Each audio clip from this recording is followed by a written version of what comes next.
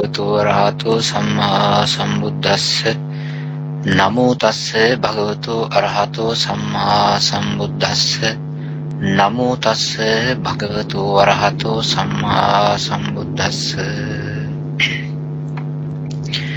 අනන්ත අපරිමාණ ගුණ ඇති සර්වඥ සම්මා සම්බුදුරජාණන් වහන්සේට අනන්ත ගුණයන්ගෙන් අනන්ත සීලෙන් අනන්ත සමාධියෙන් අනන්ත ප්‍රඥාවෙන් සමන්නාගත වූ පරිපූර්ණ වූ මනසක් ඥානයක් ඇත්තා වූ සර්වඥතා ඥාණයෙන් පිරී ගිය ලෝක සත්වයා කෙරෙහි පතර මහා කරුණාවෙන් පිරී ගිය సంతානයක් ඇති ලෞතර බුදුරජාණන් වහන්සේට මාගේ নমස්කාරය වේවා. සියලු දෙනාගේම নমස්කාරය වේවා.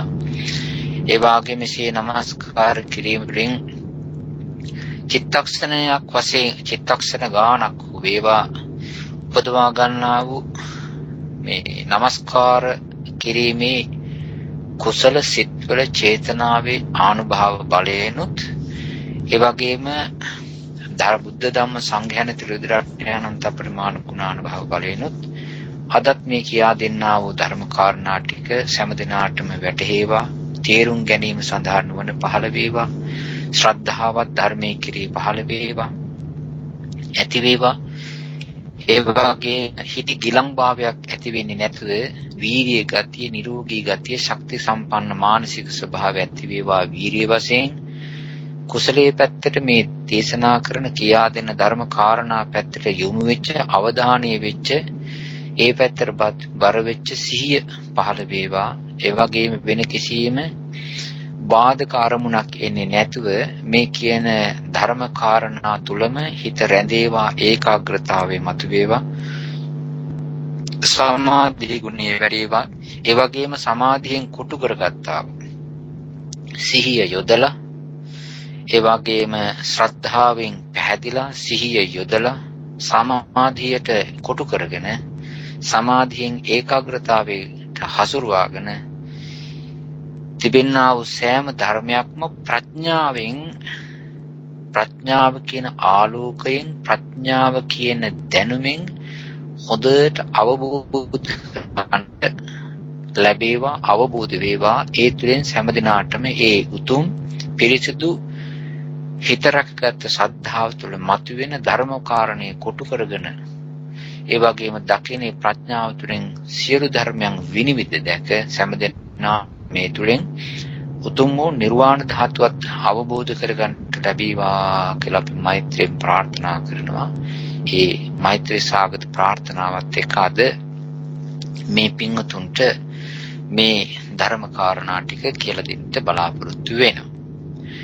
අදත් පෙර පරිදිම මේ පින්වතුන්ට ප්‍රශ්න එහෙම ඇති. අපි මේ සත්වයෝ නොවන ධර්ම හොයාගෙන යන්නේ. ඒ වගේම ආත්ම නොවන, පුජ්‍යලයෝ නොවන ධර්ම හොයාගෙන යන්නේ. අයිතිකාරයෝ නැති ධර්ම හොයාගෙන යන්නේ. මේ ලෝකයේ කිසිම කෙනෙකුට අයිතියක් නැහැ. අපේ ජීවිතත් අපිට අයිති නැහැ. ඒක නිසානේ මරණයටපත් වෙන්නේ. ඒ වගේම වටපිටාවේ තියෙන ඒවා ගැන කතා කරන්න දෙයක්ම නැහැනේ. අපිට පාලනයකට ඒ ලෝක ගන්නට බෑනේ. අපේ ජීවිතය හිසේ පටන් දෙපතුරු දක්වා ශාරීරික වශයෙන්ුත් අපේ ජීවිතේ අවනත කරගන්න බෑනේ. අපේ පාලනයකට ඉන්නේ නැහැනේ. අපේ පාලනයක් යටතේ ඒක තියාගන්න බෑනේ.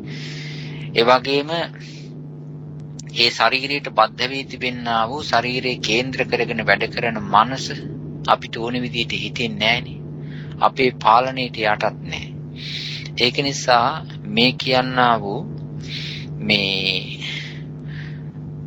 ලෝකයේ තිබෙනා වූ පාලනය කරන්න බැරි මේ ස්වභාවය හඳුනා ගන්න ඕනේ මේ ධර්මයේ තුලින්.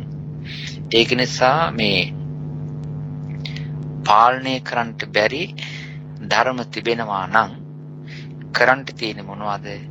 ඒ ධර්ම අවබෝධ කරගෙන පාලනය කරන්න බැරි කියන අතහැරලා දෙවීම. පාලනය කරන්න බැරි කියන අතහැරලා දාන්න තියෙන. ඉතින් ඔය තියෙනවානේ පාසල් වල වුණත් පාලනය කරන්න බැරි කියන ළමයි අයින් කරනවා කියනවනේ. ඒ අයට වෙන වෙන තැන් යොමු කරනවා කියනවනේ.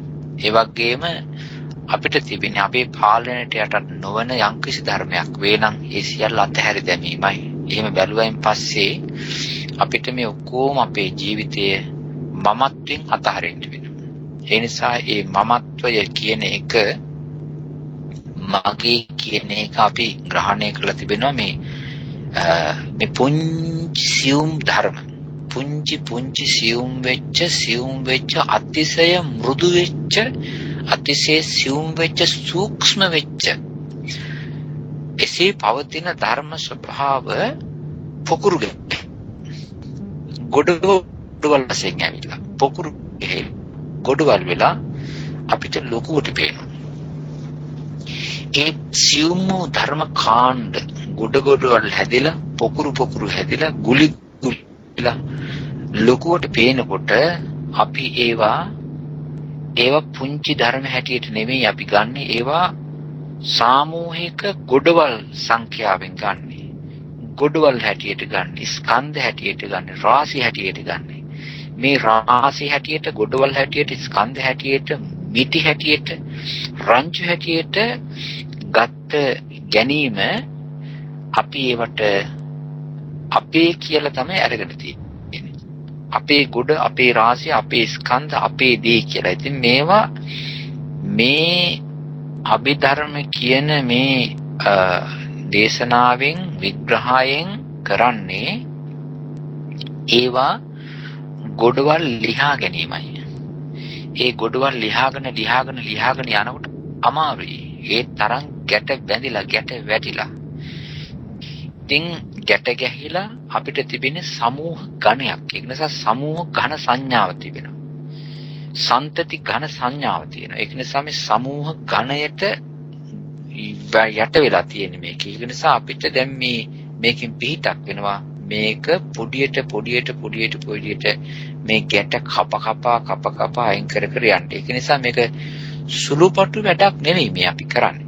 මේ පින්වතුන්ගේ අවධානය පුංචි දෙයකට නෙවෙයි මේ යෙදিলা තියෙන්නේ. මහ විශාල දෙයකට. ඒක නිසා මේ ධර්ම හොයන ධම්ම විචය සම්බෝධි අංගය වැඩෙන වැඩක් මේ. ධම්ම විචය සම්බෝධි අංගය වැඩෙන වැඩක් මේ. මේ ධම්ම විචයෙන් කරන්නේ මේකේ තියෙන මේ ඇත්ත වශයෙන්ම මේ අභිධර්මයේ කියන එකට මේ වචන තියෙනවා. වචන තිබෙනවා, මේ හිත්වලට නම් දාලා තිබෙනවා, චෛතසික මානසික ධර්මයන්ට නම් දාලා තිබෙනවා, රූපවලට නම් දාලා තිබෙනවා. ඒවා සම්මුති පද පමණයි. ඒ අපිට ඇත්ත වශයෙන්ම දැනගත යුතු වන්නේ ඒ මොකක් හරි නමක් දාලා ප්‍රකාශ කරලා ලේබල් කරලා සටහනක් ගහලා ඒ තිබෙන්නා වූ හිත, ඒ හිත මේ විදිහට වචන හරහා කියලා අපි අවබෝධ කරගන්න ඕනේ ඒකේ තිබෙන්නා වූ ගුණය, ලක්ෂණය. ඒකට බැසගෙන යන වැඩක් මේ කරන්නේ. ඉතින් ඒකෙදී අපි ඒ හිතවල තිබෙන්නා වූ මේ ගුණ දොස් බලා යනවා. ඒකේ තිබෙන ඒකට එක්කාසු වෙලා තිබෙන සහයෝගිතා ධර්ම, හේවත් චෛතසික ධර්ම. ඒ චෛතසික ධර්මයන්ගේ උපකාර ලබාගෙන ඒ හිත ඒ වෙලාවට අරමුණ සම්බන්ධයෙන් කරන කෙරුවාවල් සහ අපිත් ඒ අක්කුතෝත ගාන කිව්වා වශයෙන්. ඉතින් මේ නම් මේ ඇත්ත වශයෙන්ම මෙහෙම දාලා තිබුණාට නිකන් මේ නම් ගොඩක් වුණාම සමානකමකින් යත් වෙනකොට ඒකේ මේ තිබෙනවා මේ සමහර කෙනෙකුට ඉතින් මේ ඒකාකාරී ගතියක්. හැබැයි ඕක ඔය නමේ නෙවෙයි වැදගත්කම තියෙන්නේ, වැඩේ තියෙන්නේ ඔය නම අපිට නම පිහිටක් වෙන්නේ, ඔය පදය වචනේ පිහිටක් වෙන්නේ තවත් හිතක තිබෙන ස්වභාවය මේ හිතට වෙනස් කියලා වෙනම තේරුම් ගන්න උපකාර වෙනවා. ඒක ලක්ෂණේ තේරුම් ගැනීම, හිතේ තිබෙන ගුණය, හිතේ තිබෙන විදිය තේරුම් ගැනීම, වටහා ගැනීම, අවබෝධ කර ගැනීම තමයි තාමත් වැදගත් වෙන්නේ. අනිත් එක මේ භාෂා පදවල එක පිටක් තිබෙනවා. මෙහෙම දැන් හිතන්නකෝ බලන්න මෙහෙම. මේකට කියන්නේ විඤ්ඤාත්තිය. මේ ප්‍රඥප්තිය විඤ්ඤාත්තිය. දැන් අපි මේ සාකච්ඡාවක් කරනවානේ ධර්ම සාකච්ඡාවක්. ඒ ධර්ම සාකච්ඡාව තුළ මේ සියලු දෙනාගේම සෝත ප්‍රසාදයන් මේ ප්‍රකාශිත වෙන වචන වලට හැරී තියෙන්නේ. සියලු දෙනාගේම සෝත ප්‍රසාදයන් කන් මේ ස්කයිප් මාධ්‍ය හරහා මේ ඒ ගෙනෙන වචන රාශිය ශබ්ද රාශියට හැරිලා තියෙනවා. ඒක නිසා ඔය සෝත සම්පස්ස ආයතනය තමයි තියෙන්නේ. දැන් මේ ප්‍රකාශ කරන මේ වචන වල මේ සත්‍ය ටික ඇතුලේ තියෙනවනේ මේ අදහසක්. මේ හැම වචනයකම තිබෙනවා අදහසක්. මේ සද්ද කිව්වට නිකන් සද්ද නෙමෙයි මේ. මේ ප්‍රකාශ කරන වචනවල සද්දවල තිබෙන අදහස සම්බන්ධයෙන් මේ දැනට මේ බණ අහගෙන ඉන්න සෝත විඥාන අයිතිකාරයෝගේ හිත හරි මේ අවධානයක් යොදනවා. ඒ කියන්නේ මේ පිංගුතුන්ගේ මනෝ විඥානේ. මනෝ විඥාන ධාතුන් එහෙම නැත්නම් ඒ මනෝ විඥානය මනෝ ධාතුව ගොඩක් කටයුතු කාරණා වලින් මේ යුක්තයි දැන්. මේ ප්‍රකාශ කරන වචන හරහා එන මේ ශබ්ද ටික ඇතුලේ එන විඤ්ඤාත්‍ය අටගෙන ඒක පෙරාගෙන ඒක හිතන්ට ඒ ගැන ඊට පස්සේ අර ඉස්සෙල්ලා අහලා තියෙන දේවල් එක්ක ගලපලා ඒවත් දැන් පරණ පාඩම් මේ වෙලාවට මනෝමය වශයෙන් ආයෙත් අදගෙන ඒවා ඒ අහපු විඥාන සිත් ඔය කියපු කරුණු ඔක්කොම දැන් හිතින්ම අතුරගෙන එලාගෙන දැන් මේ බරපතල වැඩක් මේ කරන්නේ.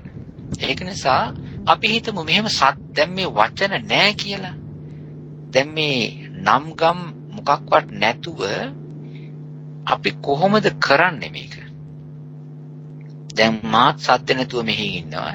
එයා පින්වතුණු සද්ද නැති. එතකොට මේක කොමියුනිකේෂන් එකක් වෙන්නේ නැහැ. ඒක නිසා මේ වචනවල එක පිටක් තමයි අපේ හිතේ තිබෙන අදහස් දේශකයාගේ තියෙන හිතේ තිබෙන දේ මේ ශබ්ද විඤ්ඤාතියෙන් ශබ්ද හරහා විඤ්ඤාතියේ මේ භාෂා වශයෙන් සම්මුති වචන වශයෙන් එහා එක්කිනාගේ කනට හිතට අරගෙන යනවා. ඔය වැඩසටහන තමයි මේ සිද්ධ වෙන්නේ. එහෙම නැතුව හැබැයි මේවා සම්මුති වශයෙන් කිව්වට මම කතා කරනවායි කියලා මේ වචන දේශක වූ මට අයිති එකක් නෙවෙයි. එහෙම එකක් නැහැ. එතකොට මේකේ තිබෙන විඤ්ඤාත්‍යත් මේ මම කතා කරන භාෂා වචන තියෙනවනේ සිංහල භාෂාවෙන් අද. එතකොට මේ සිංහල භාෂාවට අයිති වචන මේ මගේ වචන නෙවෙයි. මේක මං හදාපු වචන සෙට් එකක් නෙවෙයි. මාත් මේ අපේ අම්මලා තාත්තලාගේ ඉතින් පොඩි කාලේ ඉඳලාම මේ ඒගොල්ලන්ගෙන් අහගෙන ඊට පස්සේ ලෝකේට අහුම්කන් දීලා බාහිරින් අරගෙන සංඥා වශයෙන් තිබෙන වචන මාලාව. ඒ නිසා මේක මේ වචනත් මගේ නෙවෙයි. මේ ශබ්දයක් මගේ නෙවෙයි. එතකොට මේ හිතුවිලිත් මේ හිතේ තියෙන අදහසත් මගේ ගතිය නෑ. ඒ වගේ මට අයිති නැති මගේ නොවන්නා වූ භාෂාවක් මගේ නොවන ශබ්දයක් හරහා මේ වෙනත් හිතයකට මේක මේ යොදනවා. ඇත්ත වශයෙන්ම මේ පින්වතුන්ගේ ඔය අහගෙන ඉන්න කණු ඒ හිතුත් ඔය ඒ තමාගේ අයිති නෑ. ඒක නිසා මේක හරි අමුතු ධර්මයක්. දැන් මේ ස්කන්ධ පහක් තවත් ස්කන්ධ පහේව රාශියකට කරන බලපෑමක් මේ සිද්ධ තියෙන්නේ. ඒක නිසා මේ ධර්මය පිළිබඳව ඇතුළට කිඳා බෑලා හාරලා අවසල බලනකොට හරි රහයි. අපි මුලා වෙන්නේ නැහැ. අපි අතරමං වෙන්නේ නැහැ. ඊට වඩා දෙයක් මේකේ ඇස්සේ නැහැ. ඒක නිසා අපි මේ සම්මුති වශයෙන් අපි මේකට අපි අපේ ගාව තියෙනා වූ මේ ස්කන්ධ ධර්ම සිත් චෛතසික නාම මේවාට මුලා වෙලා තියෙන මේ මුලාවෙන් මිදෙන වැඩසටහනක එක අවස්ථාවක් තමයි. ඒක නිසා දැන් අපි හිත වෙන කතා කරගෙන යනවා. මේ පින්තුන්ට දැන් මේ වෙලාවේදී මම අවස්ථාව සලසා දෙනවා සූදානම් කරගෙන තියෙන විදියට ප්‍රශ්න අහන්න ගොඩ නගන්න. මේ ප්‍රශ්න අහගෙන යනකොට සමහර ප්‍රශ්න වලට දෙන උත්තර සමහර ප්‍රශ්න වලට අපි දෙන්න උත්සාහ කරන උත්තර වල ග්‍රහණය කර ගැනීමේදී හැම එක්කිනාටම ඒ ග්‍රහණය ඒ ලබා ගැනීම ඒක පොඩ්ඩක් සමාන නොවෙන්න පුළුවන්. සමහර කෙනෙකුට හොඳට අවබෝධ වෙන්න පුළුවන්, තේරෙන්න පුළුවන්. සමහර කෙනෙකුට අඩුවෙන්, සමහර කෙනෙකුට අමාරුම වෙන්න පුළුවන්. මේක අලුත් දෙයක් නිසා. ඒක නිසා එවැනි ප්‍රශ්නයක් එහෙම ගොඩ නැගුණොත් මගේ මේ එක්තරා විදිහක ක්‍රමයක් තමයි මම ඒකට උත්තරේ දෙන්න කලබල වෙන්නේ නැහැ. ටිකක් අපි තව ඉස්සරහට යනකල් පොඩ්ඩක් ඉවසාගෙන ඉන්න සලස්සලා දෙනවා. රූපකාණ්ඩයටත් ගියයින් පස්සේ අපිට සමහර ඒවා හොඳට තේරුම් ගන්න පුළුවන්. ඒක නිසා දැන් මේ වෙලාවට අද අපි මේ පහුගිය කාලේ කතා කරපු දේවල් ඉතුරුවක් තිබෙනවා නම් ඒකටත් අහුම්කම් දෙන්න පුළුවන්, අහන්න පුළුවන්. ඊළඟට අදට යොදාගෙන තිබෙනා වූ ඒ කරුණ වලට අනුව මේ පින්වත් සද්ධාවන්ත ධර්මයේ හොයා එන පින්වතුන්ට ප්‍රශ්න ගොඩනගන්න අහන්න කියලා මම මේ අවස්ථාවේදී ආශිර්වාද කරමින් තිරුවන්ගේ සරණින් හොඳට ප්‍රශ්න ගොනු කරලා අහලා ඒ ධර්ම කරුණු හොඳට තේරුම් ගන්නට වටහා ගන්නට රත්නත්‍රයම පිහිට වේවා කියලා මෛත්‍රියෙන් ප්‍රාර්ථනා කරමින් මේ පින්වතුන්ට අවස්ථාව සලසා දෙනවා. තිරුවන් සරණයි.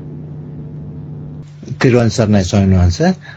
ස්වාමීන් වහන්සේ අද දවසේදී සාකච්ඡාවට යොමු වෙන්න පුළුවන්. නමුත් පසුගියදා අපි අවසානයේදී බ්‍රූනෝ මහත්මයා ප්‍රශ්නයක් අහුවා. ඒ අස්තර තමයි අපි නතර කළේ. මම හිතනවා ඒ ප්‍රශ්නෙට අපි උත්තරයක් අරගෙන යනවාද? ඒ ප්‍රශ්නේ මට නම් මතක නැහැ කොහොමද කියලා. බ්‍රූනෝ මහත්මයාට ඒ ප්‍රශ්නේ මතක් කරන්න පුළුවන්ද? ඒක අර ප්‍රශ්නෙට උත්තරයක් අරගෙන ගියොත් හොඳයිද බ්‍රූනෝ මහත්මයා? තිරුවන් සරණයි ස්වාමීන් වහන්සේ ඇතුළු සියලු දෙනාටම මම ඇහුවේ ප්‍රශ්න දෙකක් තිබුණා. එකක් අර ක්‍රියාසිටවල විරති චෛතසික තුන විතරක් තමයි නොයේ දෙන්නේ. ඒකට කාරණය හැටියටත් ඒක විශේෂ අවස්ථාවක් හැටියටද කොහොමද අපි ඒක තේරුම් ගන්න කියන එකත් අශෝභන සිත් 30ම අහේතුක සිත් 18ත් අකුසල සිත් 12ත් ඒ 30ම අශෝභන සිත්නේ. ඒක ඒවත් ඉතින් රහතන් වහන්සේට ඇති වෙනකොට නම හැටියට රහතන් වහන්සේ කෙනෙකුටත් අශෝභන සිත් ඇති වෙනවා කියපුවම නිකන් අර නම එච්චර හරි නෑ වගේ කියන ගතියක් එනවානේ කියන එක විතර ඇහුවේ. තේරුවන් සරණයි. ඒකට අර මේ විරති ධර්ම තුන හොඳටම යෙදෙන්නේ මාර්ග සිත්වල පමණයි. එතනින් එහාට විරති අවශ්‍ය වෙන්නේ නැහැ. ඒ කියන්නේ විරති මේ දැන් රහතන් වහන්සේලාගේ දැන් වලකින්ට දෙයක් නැහැනේ. අන්න ඒක නිසා ඊළඟට මේ අර අනිත් කාරණේ තමයි දැන් මේ සෝභන අසෝභන වශයෙන් සිත් බෙදීමේදී එතකොට එනවා මේ අසෝභන සිත් හැටියට සලකනකොට ඒකෙදී අහේතුක සිත් ගැනෙනවා අශෝභන සිත් හැටියට. ඒ වචනේ සද්දේ හැටියට මේ වචනේ මේ යොදන යෙදීම හැටියට එහෙම වුණාට රහතන් වහන්සේලාටත් ඒ අහේතුක සිත් 18න් බැහැර වෙච්ච තවත් සිත් જાතියක් පහළ වෙන්න නැහැ.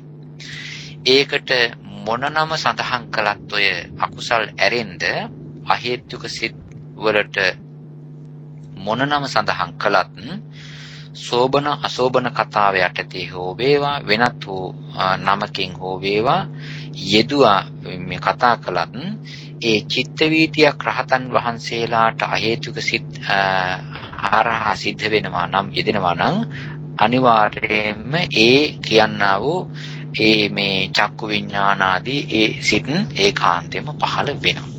ඒක නිසා මේ රහතන් වහන්සේ නමක් කියලා කියන්නේ ලෝකෙන් ඈතර වෙච්ච හිතක් තිබෙන උත්තමයන් වහන්සේ නමක්.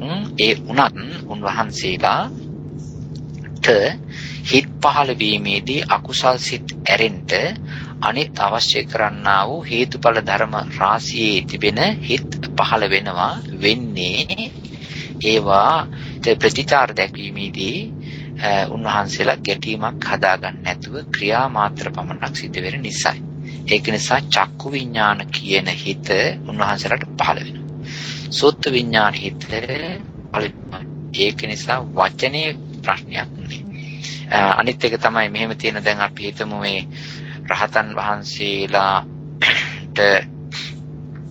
මේ ඔය කොච්චර උතුම් ගුණයක් හැටියට සැලකනවාද එක හිතක් නිවාගත් උත්මයෙකුට මේ ඒත් ඉතින් ඔය බාහිර ලෝකයට සම්බන්ධ කළ බැලුවෙන් පස්සේ උන්වහන්සේලාට ඇනුම් බැනුම් ගැරහුම් ඒවා සිද්ධ වෙනවා.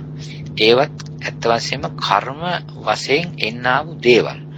ඒක නිසා උන්වහන්සේලාගේ හිත ලෝක තත්වයෙන් මිදී ලෝකෝත්තර භාවයට පත් උනත් උන්වහන්සේලා තවත් ජීවත් වෙන්නේ අෂ්ටලෝක ධර්මයේ තිබෙන තැන. උන්වහන්සේලාගේ එකම දේ තමයි කම්පණය නොවෙන්නා වූ මානසික ස්වභාවය. ඒක නිසා ඒ අසෝබන කෙනෙක් යෙදුවට අගෞරවයක් නැහැ.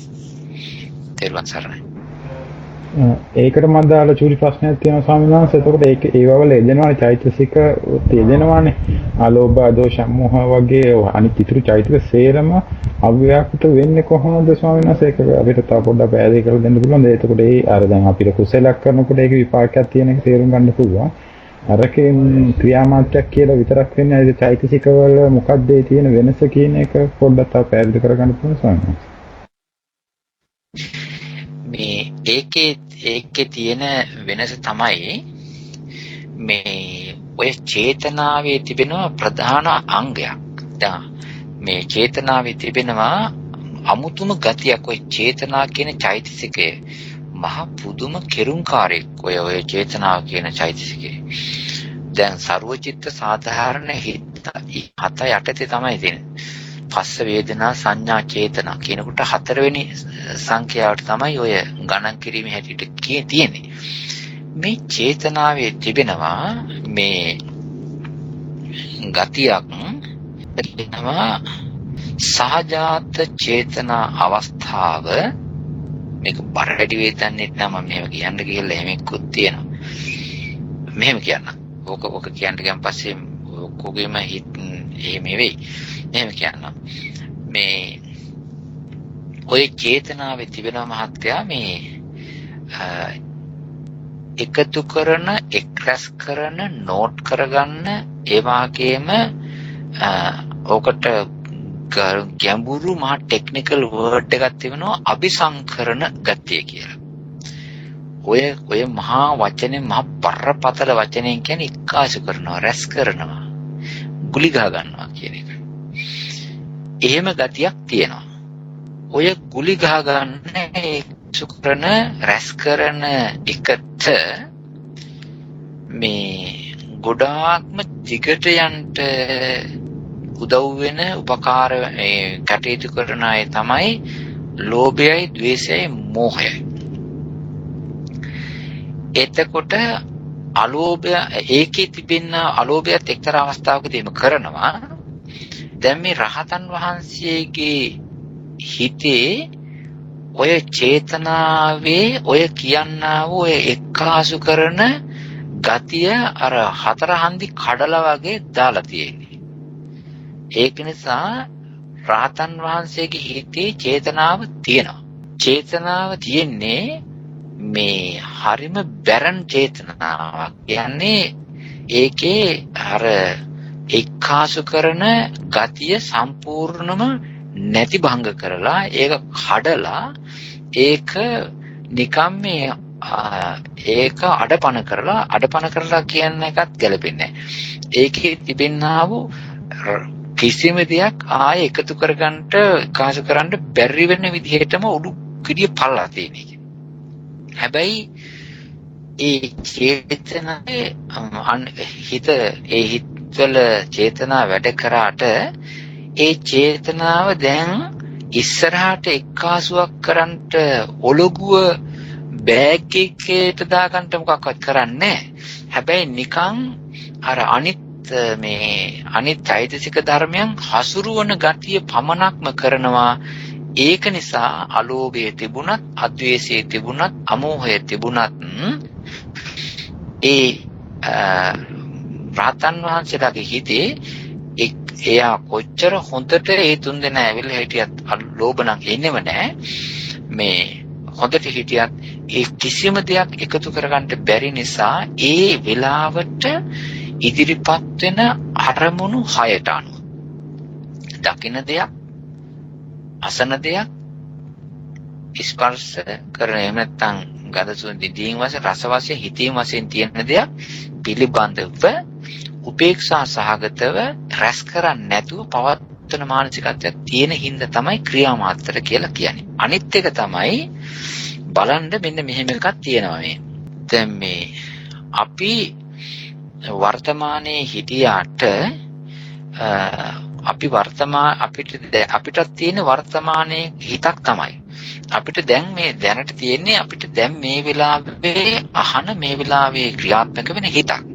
මෙහෙම වුණාට මේ අපි මේ වර්තමානයේ ක්‍රියාත්මක වෙන හිත එක්කෝ අතීතයට ගිහිල්ලා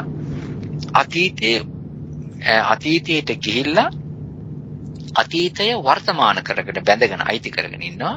නැත්තම් ආපු නැති අනාගතයට ගිහිල්ලා ඒක වර්තමානී කරගෙන ඊට පස්සේ ඒකට පෙරලිලා යන්න දඟලනවා අනාගතයට.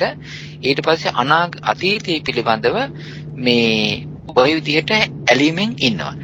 දැන් රහතන් වහන්සේගේ හිතේ තියෙන උතුම් ස්වභාවය තමයි, පිරිසුදු පවිත්‍ර බලවත් ස්වභාවය තමයි අනාගතය ගැන, හෙට දවස ගැන, දානය ගැන හිතුවත්, හෙටට ලබාගත් ආරාධනාව ගැන හිතුවත්, හෙටට යන්න තියෙන ගමන් බිමන් පිළිබඳව හිතුවත්, ඊයේ ගියා වූ ගමන බිමන වැළඳුවා වූ දානය පිළිබඳව හිතුවත්, ඊට කල්ප ගානකට එහා පැත්තක් සිද්ධ වෙච්ච දෙයක් පිළිබඳව බණක් කියන්න යන අවස්ථාවේදී හිතුවත්, රහතන් වහන්සේගේ හිත දකිනවා ආරම්මණයේ අතීතයි, ඒක බලන්නා වූ හිත දැන් බලන්නේ වර්තමාන හිතෙන් කියලා.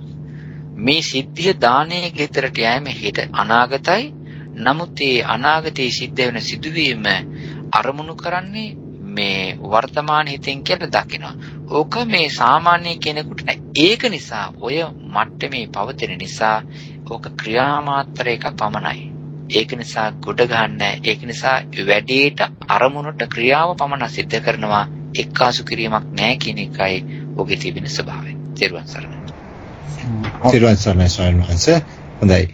අපි එහෙමනම් අද දවසේදී සාකච්ඡාවට යොමු අතිමාත්‍රකාවට සුපුරුදු විදිහට අපි අදත් අපේ කල්යාණ මිත්‍රයන්ගේ උදව්වෙන් උදව් ඇතුව මෙම් කාරණා මූලික වශයෙන් මතක් කරගෙන ස්වාමීන් වහන්සේට යොමු වෙමු. අද කෙටි ප්‍රශ්න තමයි තියෙන්නේ මම හිතන්නේ අහගන්න මුලින් නමට. මම ඉස්සෙල්ලාම අපේ චන්ද්‍රා දිසානායක කල්යාණ මිත්‍රයට යොමු වෙනනම් අපිට මතක් ගන්න පුළුවන්ද මේ සෑම සිතකටම පොදු අවස්ථා තුනක් ගැන ස්වාමීන් වහන්සේ කියලා දුන්නා. මොනවද ඒ තුන කියන කාරණාවත්, ඒ වගේම මේ චිත්තක්ෂණය කියන දේ පොඩ්ඩක් අපිට පැහැදිලි කරලා දෙන්න. මොකද්ද චිත්තක්ෂණයක් කියලා කියන්නේ? එතකොට මේ සිතක තියෙන ආයුෂ කාලයේ චිත්තක්ෂණ වලින් කතා කරනවා නම් චිත්තක්ෂණ කොහොමද කීයක් විතර වගේද අපි කල්පනා කරන්න ඕනේ කියන දේ. ඉතින් කෙටි ප්‍රශ්නයක් හැටියට මම දකින්නේ චන්ද්‍රා දිසානායක මහත්මිය. තෙරුවන් සරණයි ස්වාමීන් වහන්සේ ඇතුළු සියලු දෙනාටම. චිත්තක්ෂණය ගැන ඇහුවා. එතකොට සිත කායශ ඇහුවා. සිත ක්‍රියා කරන ආකාර තුන ගැන ඇහුවා නේද දලුවත් මහත්මයා? හිතියේ නැහැබේ. එතකොට චිත්තනේ ආයශය කියන්නේ එක ක්ෂණයයි. ඒකේ ලොකුවට ගන්නකොට එක ක්ෂණයයි, කුඩාවට ඒක තුනකට බෙදෙනවායි කියුවා. අවස්ථා තුනක්. එකෙන් ඊට පස්සේ කිව්වා මම තවටියක් කියන්නම් මේ එකම අවස්ථාවකදී සිතයි රූපයයි ඇති වුණොත් මේ සිත එක චිත්තක්ෂණයකින් බිඳලා යනවා. නමුත් රූපය ඉතුරු වෙනවා. රූපේට මොකද චිත්තක්ෂණ 17ක් තියෙනවා. ලොකු චිත්තක්ෂණ 17යි ඒක කුඩා චිත්තක්ෂණ වලින් ගත්තහම 51ක් තිබුණා. අර තුනෙන් වැඩි කරපුවාම 17 50. කොටේ චිත්තක්ෂණේ ආයු කාලය මේ අර එක අවස්ථාවේදී ගත්තත් සිත ඒ තරම් වේගවත් නිසා එක චිත්තක්ෂණයයි ඒක බිඳුණා. රූපේ ආයුෂ කාලය චිත්තක්ෂණ 15ක් ඉතුරු වෙනවා කිව්වා. ඒ කියන්නේ පටන් ගන්න සිත එකක් ගියාම 16යි අවසාන සිතයි මැද යන්නේ 15යි කියලා. එතකොට ඊළඟට මොකක්ද දලුවත් මහත්තයා හැබැයි නෑ ඔබතුමී මම ආපු ඒකට වැඩි උත්තර දුන්නා බොහොම පිං. අර ඔබතුමී අර සිත් එකට අදාළ අවස්ථා තුන තමයි කිව්වේ නැත්තේ. මේ හැබැයි මම දව්වක් හැටියට ඉල්ලා සිටිනවා. දැන් ඔය කාරණාවල් මේ අත්දැකීමකුත් එක්ක සම්බන්ධ කරලාත් කියන්න පුළුවන්ද? දැන් නෑ නේද? දැන් ඔය දැන් රූපේක ආයුෂ කාලයේ චිත්තක්ෂණ 17යි කියලා කිව්වන් පස්සේ මේ අපි හිතමු ඔක අපි කොහොමද කතාව තේරුම දැන් රූපයම පොතේ තිබිච්ච දේ නම් ඔක්කොම තමයි හරියටම තියෙන්නේ. හරි මොකද්ද රූපේක ආයුෂ චිත්තක්ෂණ 17 කියන්නේ මේ මොකද්ද? මගේ ඇහැට යමක් ගැටුණාම මොකද්ද ඒ කතාවනේ පොඩ්ඩක් පැහැදිලි කරලා දෙන්න තව. ඇහැ ගැටුණාම මේ කියන්නේ මේ මම තේරුම් අරගෙන කියන්නේ මේ විදිහටයි වේගවත්ව මේ ක්‍රියා කරන නිසා සිතත් මේ කියන්නේ මේක නාම රූප දෙකනේ. මේ කියන්නේ සිත ඊටාම වේගෙන් වැඩ කරනවා. එතනින් විනාශ වෙනවා, ඒක භංග වෙනවා. නමුත් අපේ සිතට නමුත් අර සතහනක් ගන්නවා අපි. ගත්ත එක තමයි අපි ආයි නැවත බලන්නේ. මම දැක්කා, මම කළා ඒ විදිහට කියලා මම දැක්කා ඇහුවා කියලා ඒ විදිහට ගන්නේ අර සිත ගත්ත අරමුණ මනසේ සතහන් කරගෙන. නමුත් ඒක අපි බලන්නේ ඒ වෙලාවට අතීතයේ සිද්ධ වෙච්ච දෙයක්. ඒ මොහොතේම ඉවර වුණ නිසා ඒක අතීතයට ගියා. අතීතයේ සිත අපි බලන්නේ මේ මොහොතේ මේ වර්තමානයේදී තමයි බලන්නේ. නමුත් අපිට ඒ වර්තමානයේ බලනවයි කියන එක අපේ රැවට තියෙනවා. මේක ඝනව තියෙනවා. මේ ඝන සංඥාවෙන් බලන නිසා මෙතන තියෙනවා කියන හැඟීම අපට තියෙනවා. ඒක රහතන් වහන්සේලාට යොදනකොට උන්වහන්සේලා ඉතිහාස වර්තමානයත් අනාගතයත් තුන් කාලෙම කොයිම දෙයකට වැඩකට දානයකට උනත් වෙන දේශනාවකට උනත් කොයි දෙයකට උනත් යෙදෙනවා නම් ඉදිරියට දෙන්න තියෙනවා නම් ඒ සියල්ලක්ම මේ මොහොතේ වෙන විදිහට තමයි උන්වහන්සේලා ගන්නෙ. ඒ වලට මේ කියන්නේ දැන් සාමාන්‍ය ප්‍රත්‍යඥය වශයෙන් රැවටීමකින් ඒව අල්ලා ගන්න නැහැ කියන එක. මම දන්නේ මං හරිද කියලා හිතන් මට හොඳයි. ඒකද අපි පසු ස්වාමීන් වහන්සේට යොමු වෙලා දැනගමු අඩුපාඩු තියෙනවා නම් අර සිතකේ අවස්ථා තුන හැටියට තිබුණේ උත්පාද අවස්ථාවත්, ත්‍ිතිය අවස්ථාවත්, භංග අවස්ථාවත් කියන විදිහටයි. එතකොට ඒක තමයි මට ඒකෙත් කියන්න තියෙන්නේ. උපාද ස්ථಿತಿ භංග ඇති වෙනවා. පදර්ශන කාලේ තමයි අර 49 51න් 49ක් එකක් ඇති වෙන වෙලාවට අත්හරිනවා, එකක් නැති වෙන වෙලාවට අත්හරිනවා. ඒකම පරම්පරාවම අපිට කවදාවත් උන්වහන්සේ කිව්වා අපිට එක මේ ඔක්කොම දකින්නේ නැහැ අපි කියලා. ඒ වගේම දකින්නවා නම් අපි සිත අපේ ඇස් යෙදිලා තියෙන විදිහටයි හැදිලා තියෙන විදිහටයි ඒක චිත්ත නියාමයක් කිව්වා. මේ 15ක් අපි කියමු දැන් මැරිලා ගිහිල්ලා ඇති වෙච්ච සිත අපි 20ක් 25ක් වුණා කියලා. එතකොට ඒ 25ම තමයි ඒ ඇහැට දැర్శණය වෙන්නේ කියලා. ඒකෙන් 23ක් දැర్శණය 24ක් දැర్శණය වෙන්නේ නැහැ කියලා. ඒ විදිහට කිව්වා මම හරියටද කියලා කියන්න දන්නේ නැහැ. තෙරුවන් සරණයි. තෙරුවන් සරණයි. හොඳයි ඔබතුමී ගොඩාක් දේවල් අපිට පැහැදිලි කරන නිසා මම හිතනවා අපි මෙතනින් ස්වාමීන් වහන්සේගෙනුත් අපි කරුණාවෙන් ඉල්ලා සිටිමු ස්වාමීන් වහන්සේ අපිට මේ උදාහරණ සහිතවම මේ කාරණාව පැහැදිලි කර දෙන්න අපි හමුදුනේ. මොකද මට පේනවා හැමෝම මාත් ඇතුළු අපි දැන් මේක ලියාගෙන නම් තියෙනවා රූපේ කායසේ චිත්තක්ෂණ 17යි සිතේ ආයසේ චිත්තක්ෂණ 1යි. ඒ වගේම මේ හිතක තියෙන කුඩා චිත්තක්ෂණ 3ක් අතර 3 10 51ක් තියෙනවා. ඒවා ඔක්කොම තියෙනවා. දැන් මේක ඔබ වහන්සේ එදාත් අපිට ලස්සන කියලා දුන්නා උදාහරණත් එක්ක. අදත් අපිට උදාහරණයක් එක්ක සවන්නස කොහොමද මේක ආරම්භණයක් ඒ කියන්නේ යම් කිසි දෙයක් හරියට ඒ රූපේ චිත්තක්ෂණයමත් එක්ක මේ හිතක චිත්තක්ෂණ ගමන් කරන ආකාරය තේරුම් ගන්න. දැන් තේරුම් සරණයි මේ චිත්තක්ෂණ චිත්ත වීති කුඩා චිත්තක්ෂණ කතාවල් තියෙනවා. මේ ඔය රූප ගැන කතා කරනකොට තමයි මේ අපිට තේරෙන්නේ අපි දැනගන්නේ ඉගෙන ගන්නේ රූපයේ එක කුඩා චිත්තක්ෂණයකින් රූපය ඉපදෙනවා. චිත්තක්ෂණ 49ක් කුඩා චිත්තක්ෂණ 49ක් ඉන්නවා. ඊළඟට කුඩා චිත්තක්ෂණයක මැරි යනවා කියන කතාව 51ක් හැටියට අරගෙන කතා කරන්නේ රූපයට දාලා. ඒකේ වෙන මේ ඕලාරික එකක්. ඊළඟට තියෙනවා මේ නාම ධර්මවල උච්චර හැකියාවක් කරන්න බෑ උවට. ඒ කියන්නේ මේ ආයුෂ මට්ටමින් බැලුවයින් පස්සේ නම් මේ හිතෙනවා මේ නාම ධර්මවල හරි අසරණයි කියලා. ඒ කියන්නේ ඒ තරම් හයියක් තියෙන જાතියක් නෙවෙයි කියලා. ඉතින් රූපයක් හැටියට බැලුවයින් පස්සේ ඔක්කොම රූප නෙවෙයි සමහර රූප 22ක් විතර ඒවා තියෙනවා. මේ චිත්තක්ෂණ 17ක් විතරයි ලොකු චිත්තක්ෂණ 17ක් විතර ඉන්න පුළුවන් ගතියක් ඒ රූපවලට තියෙනවා. ඒ වුණාට එහෙම බැලුවාම මේ ඔය චෛතසික ධර්මයන්ට චිත්ත ධර්මයන්ට ඉච්ඡර කාලයක් එහෙම ඉන්න පුළුවන් හැකියාවක් එහෙම ඒවට නැහැ. ඉතින් ඒක චිත්තක්ෂණයක උපදින කුඩා චිත්තක්ෂණයක උපදිනවා. තව කුඩා චිත්තක්ෂණයක් ඉන්නවා. ඒ කුඩා චිත්තක්ෂණයෙන් තව එකකින් මැරිලා යනවා. ඉතින් ඔය වගේ ඒක ඉවරනකොට තව එකක් පස් වෙනවා. ඔය මේ ගතිය තමයි ඔය මේ තියෙන්නේ නාම ධර්ම වලට ඒවා චිත්ත චෛතසික ධර්ම වලට. ඉතින් කොහොම වැඩසටහනක් තියෙනවා. අනිත් එක තමයි අපි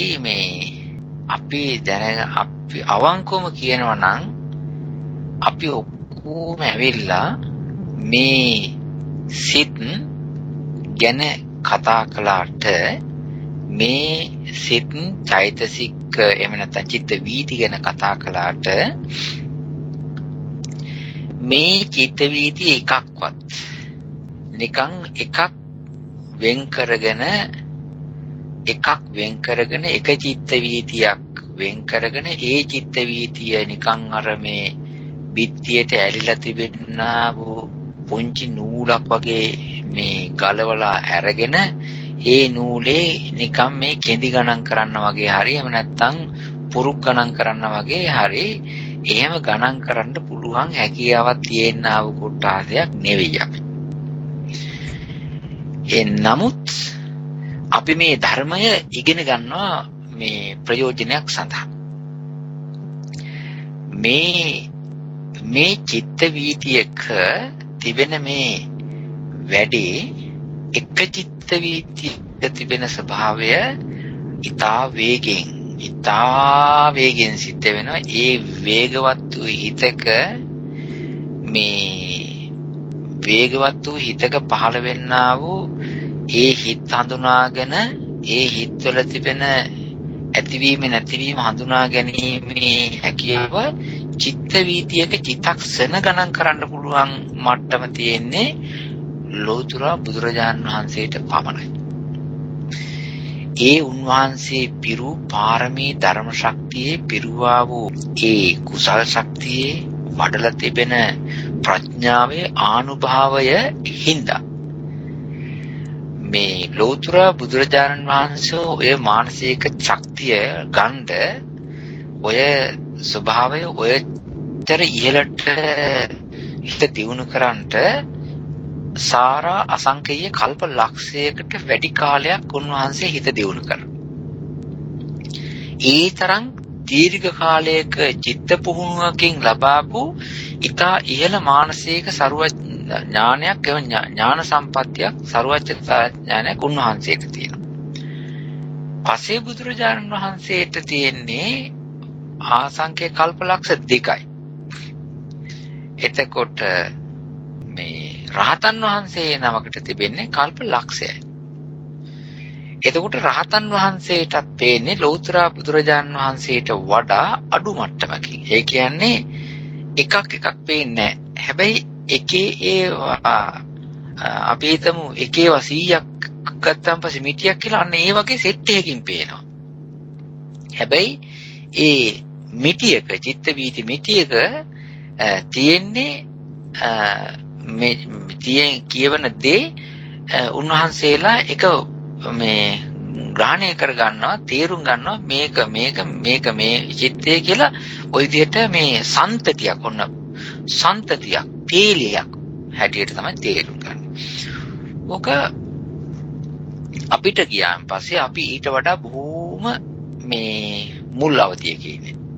හැබැයි අපිට පුළුවන් මේ ධර්ම ප්‍රකාශනය කරලා තිබෙන විග්‍රහ කරලා තිබෙන ඒ පිළිවෙල නිසා ඒ තිබෙන විග්‍රහ කරලා තියෙන ඉතාමත්ම ලස්සන මටසිරුටු ඒ වගේම පිළිවෙල විග්‍රහ කර අපිට පුළුවන් හොඳට උපකල්පනය කර හිතා මේකේ තිබෙන අවුල් දිගහැර ගන්න. හැබැයි ඒක අත්විඳින්න යනකොට අපිට එක චිත්තක්ෂණයක් කවදාකවත් අහුවෙන්නේ නැහැ. අපි ඒ සරුවච්චතා ඥානයේ තරම් අපේ හිත කොහොමද දියුණු වෙලා නැහැනේ.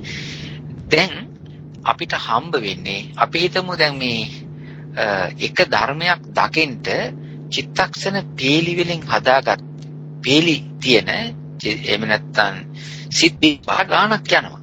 බාගානක් ගිහිල්ලා මේ ඒ සිත් පේලි ගොඩකින් තමයි අපි අර දේ ගන්නෙ. එතකොට ඒ අරමුණු වෙන දේ තියෙනවනේ. ඒ අරමුණු වෙන දේත් ඇවිල්ලා මහ ගොඩට මිටියට තමයි අපිට තේරෙන්නේ.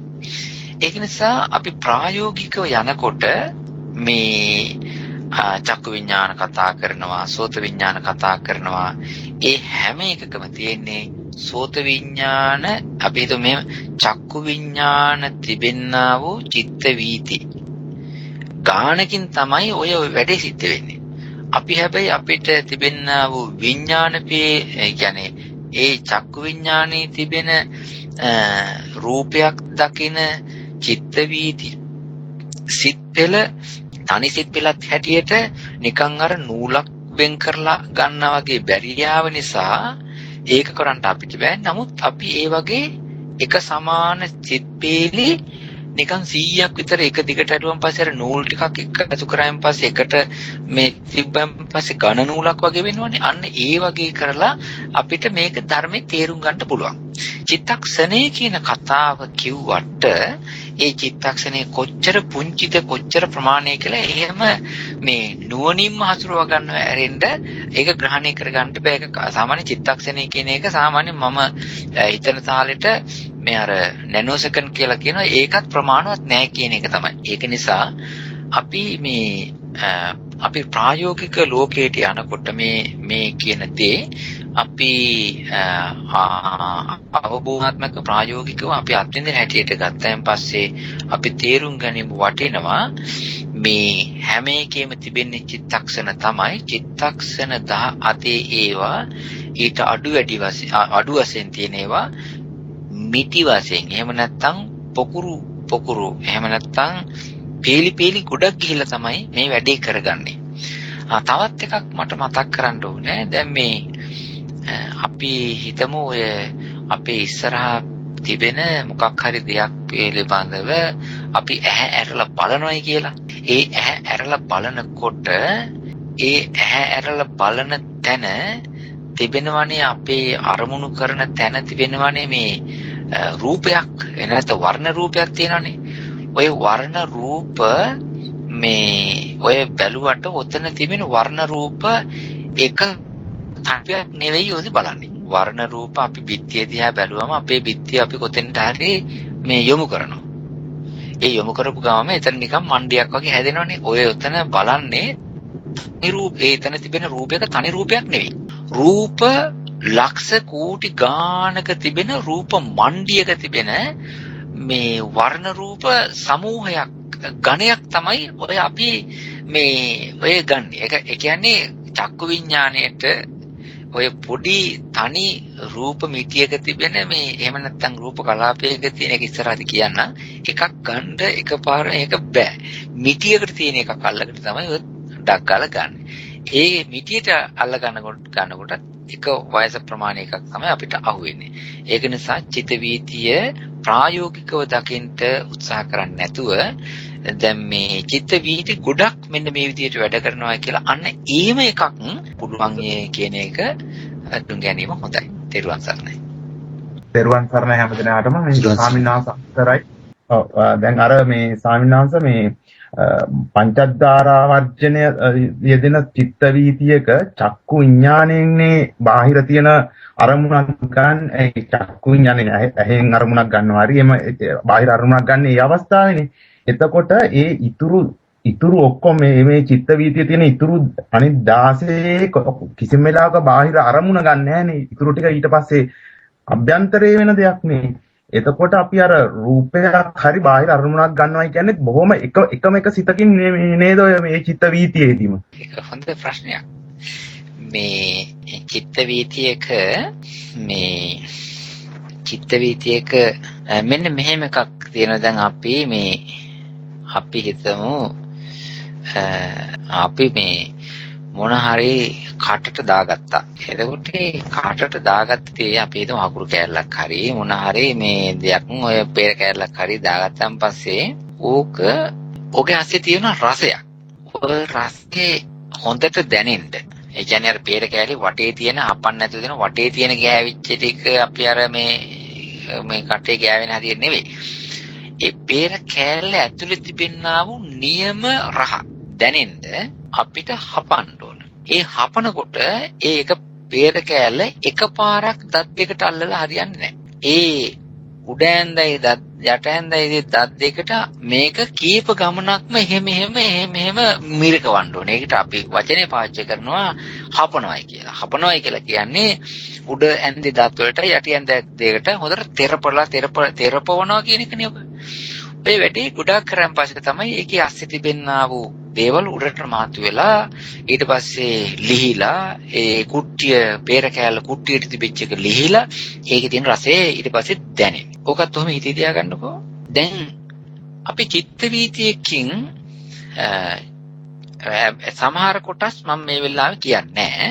හේතුව ඒකට පරිසරයේ මැද කියන්නේ රූප ස්වභාවය කියන එක කියලා නැති හින්දා ඒක කියන්නේ නැහැ. නමුත් මේ වෙලාවට මේකට තේරුම් ගැනීමට කොටස පමණක් කියන්න. අපි මොකක් හරි දෙයක් බලන්න හිත යොමු කරපු ගමන් මේ එකපාරම අපේ මේ චිත්තක්ෂණ 17ම ගිහිල්ලා ඒක සම්බන්ධයෙන් වැඩ කරන්නේ නැහැ. ඒ අරමුණ එළියේ තියෙන අරමුණ රූපය ඉස්සෙස්සර වෙලාම කියලා ස්පර්ශ කරගන්න වද්දා ගන්න හිත ඇති වෙන්නේ පස්වෙනි අවස්ථාවේදී. ඒ කියන්නේ පස්වෙනි අවස්ථාවේදී තමයි ඒක වදින්නේ. රූපයක් ආපු ගමන්ම භවංග චලන උපච්ඡේද පංචද්වාරා වජ්ජන කියන සිත් ටික මේ චක්කු විඥානයේ හැදෙන්න කලින් සිද්ධ වෙන දේ. ඒක තාම මේ හරියට මනස ගිහිල්ලා මේ අරකේ වැදිලා නැහැ. චක්කු විඥානයේ පහළ වෙන්නේ ওই චිත්ත වීතියේ අවස්ථා 5ේදී. පස්වෙනි අවස්ථාවේදී. එතන ඉඳලා ඉස්සරහට යන එක තමයි එතන ඉඳලා ඉස්සරහට යනවා. එතකොට තමයි මනෝ මේ පංචද්වාර ආවර්ජනය කරන්නේ හිත ඒ පැත්තට රූපේ පැත්තට තල්ලු කරන හරවන එකයි. ඒක ඒත් රූපය දකින්නේ චක්කු විඥානය විතරයි දකින්නේ. ඊට පස්සේ එතනින් පස්සේ චක්කු විඥාන සම්පටිච්ඡන සම්තීර්ණ වෝත්තපන. ඊට පස්සේ 4යි ඊට පස්සේ තියෙනවා මේ ජවන් සිත් යනවා 11යි සදාරම්මන දෙකක් යනවා 12යි 13යි. අර මුලින් තියෙන එකක් ගත්තන් පස්සේ 17ක්. නමුත් මේ ටික විතරයි ඒ පාත් එකේ ඔය මේ දක්ෂින අරමුණ සම්බන්ධයෙන් හොඳට අරමුණට ගෑවිගෙන යන අරමුණේ ගෑවිලා අරමුණ ගැන ස්පර්ශ වෙලා වද්දගෙන යන හරිය තියෙන ওই ටික. ඒක නිසා මේ බැලුවෙන් පස්සේ ඔය තියෙන්නේ ඔය මහත්තයා කියපු කාරණේට අනුකූලව මේ වැඩිමේ ක්‍රියාව. හැබැයි ඒ එක පීලියකින් ඔච්චරයි වෙන්නේ. හැබැයි මනෝද්වාරික වශයෙන් වෙන සිත් ටිකක් අනිවාර්යයෙන්ම යන්න ඕන. ඒකේ තිබෙන්නා වූ මේ තව ಗುಣ දොස් ටික බලලා හොයලා තේරුම් ගන්න. එහෙම නැතුව මේ පංචද්වාරාවචන චිත්ත වීතියෙන් පමණක් වදාගත්ත ඒ ටිකෙන් විතරක් බෑ ඒකේ තිබෙන නියම නියම විදිය දැන ගැනීමට කටයුතු කරන්න. ඒකට මනෝද්වාරික වශයෙන් යන්න ඕනේ. හැබැයි මේක මනෝද්වාරික චිත්ත වීතියක් නෙවෙයි. මේක ඇවිල්ලා එළියට යන පංචද්වාරික චිත්ත වීතියක් හැටියට සැලකෙන හේතුව මේක අමුවේ මේ තිබෙන්නා වූ රූපයක් එළියේ තියෙන එකක් දර්ශනය කර ගන්න නිසා. කෙලෙස් ඇති වෙන්නේ මේකේ ඇතුලේ නෙවෙයි. තව ටිකක් ඉස්සරහට යනවා. මේකේ යම්කිසි ශක්තියක් හැදෙන එක හැබැයි ඇලීම ඇතිවෙන්න, බැඳීම ඇතිවෙන්න, ආසාව කරන එක ඇතිවෙන්න තව ටිකක් මනෝමය වශයෙන් ගියාට පස්සේ තමයි වෙන්නේ. මේකෙදි වෙන්නේ නැහැ. මේකෙදි යන්තම් කර්ම ශක්තියක් විතරක් එක්කාසු වෙන ඉච්චරයි. පොඩි බලයක් එකතු වෙනවා. ඒක අර ජවන් අසෙසිත වෙන එක. ওই විදිහ එකක් වෙන්නේ. මේක තේරුණාද දන්නේ නැහැ. සාමාන්‍යයෙන් ඒක වහන්සේ කිව්ව එක තේරුණා. මට තාම ඒක එහෙමයි කියලා මට හරි අවබෝධය මේකක් ආවේ නැහැ. අත්‍තරේ කියන්නේ සාමාන්‍යයෙන් දැන් එතකොට දැන් රූපේක ආයු කාලය චිත්තක්ෂණ 17ක් කියනවනේ. ඒතර මට හිතුනේ ඒ 17 දී අර චක්කු විඥාන කියන අවස්ථාවේ විතර රූපය වැදුනත් ඇති කියලා. ඒතකොට මේ චිත්ත වීතියමත් ගිහිල්ලා ඉතුරු ඊළඟ අර මනෝද්වාර චිත්ත වීතිය ඔබ වහන්සේක විදිහට මේ දේශනා කළා අර 4ක් ගිහිල් යනකම්ම මේ process එක වෙන්න අර එක සිත්තෙන් දැකපු දේ ඇති කියලා මට හිතුනේ. එතකොට මට හිතුනේ අර රූපේ ආයු කාලය 17ක් වුණා. ඒ ඕනම අවස්ථාවක අර මේ චක්කු විඥාණයෙන් ගත්ත එක ඇද්ද කියලා මට හිතුණා. ඒ කියන්නේ චිත්ත වීතියට ඔක්කොම 5ක්නේ. ඒ 5 කියන්නේ එතකොට සිත් 85ක් යනවනේ. ඒ 85ටම මේක විතරක් ඇද්ද කියලා මට හිතුනේ. හරි. ඒකේ මාන්ත මෙහෙමයි. ඒක ඇති වගේම අර ගත්ත මේ දැන් අපි හිතමු රූපයට කෙලින්ම හිත සම්බන්ධ වෙන චිත්තක්ෂණේ එනකොට රූපයත් මේ චිත්තක්ෂණ මේ 5ක් පරණ වෙලා තියෙන්නේ. 4ක් පරණ වෙලා. එතකොට මැද්දහැර නිකන් චිත්තක්ෂණ පහේදී තිබෙනා වූ චිත්තක්ෂණේ තමයි මේක එක්කාසු වෙන්නේ. ඒ එක්කාසු වුණාට මේ එක්කාසු වෙලා චක්කු විඥානේ පහළ වෙලා ඒක අතෑරෙන්නේ නැහැ. ඊට පස්සේ ජවන් දුවන්නේ ඒකට අල්ලගෙනයි. ජවන් දුවන්නේ ඒ නැකී යන ඒ වගේම දැන් ගෙවිගෙන යන පරණ වීගෙන යනා වූ මේ රූපය අල්ලගෙන තමයි ජවන් දුවන්නේ. එතකොට ඒ චක්කු විඥාණයෙන් එහාට සම්පටිච්ඡනෙන් සම්තිරණයෙන් එහාට වොත්තපණෙන් ජවන් වලින් එහාට අර තියෙන ඉතිරි වෙලා තිබෙන ආයුෂ ප්‍රමාණයේදී මේක මේ ජවන් වලින් මේක කනවා. කියන්නේ මේ ග්‍රහණය කර ගන්නවා. ඒක නිසා ඊළ මනෝද්වාරික චිත්ත වීතියට හැරෙනකොට ජවන් වලින් එහෙම හොතට අල්ලලා බැඳලා ගත්ත කයේ තියෙන රූපයක් තමයි රූප ආරම්භණයක් තමයි තියෙන්නේ. ඒක නිසා ඒකේ චක්කු විඥානය කියලා කියන්නේ පළවෙනිම ස්පර්ශ කරන්නා වූ තැන.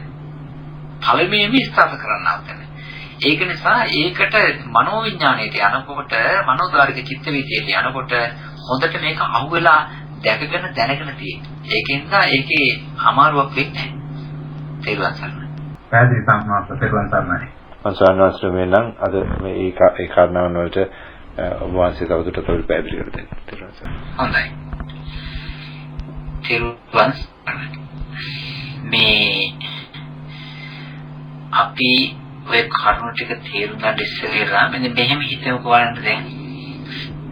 අපි හැම එක්කෙනාම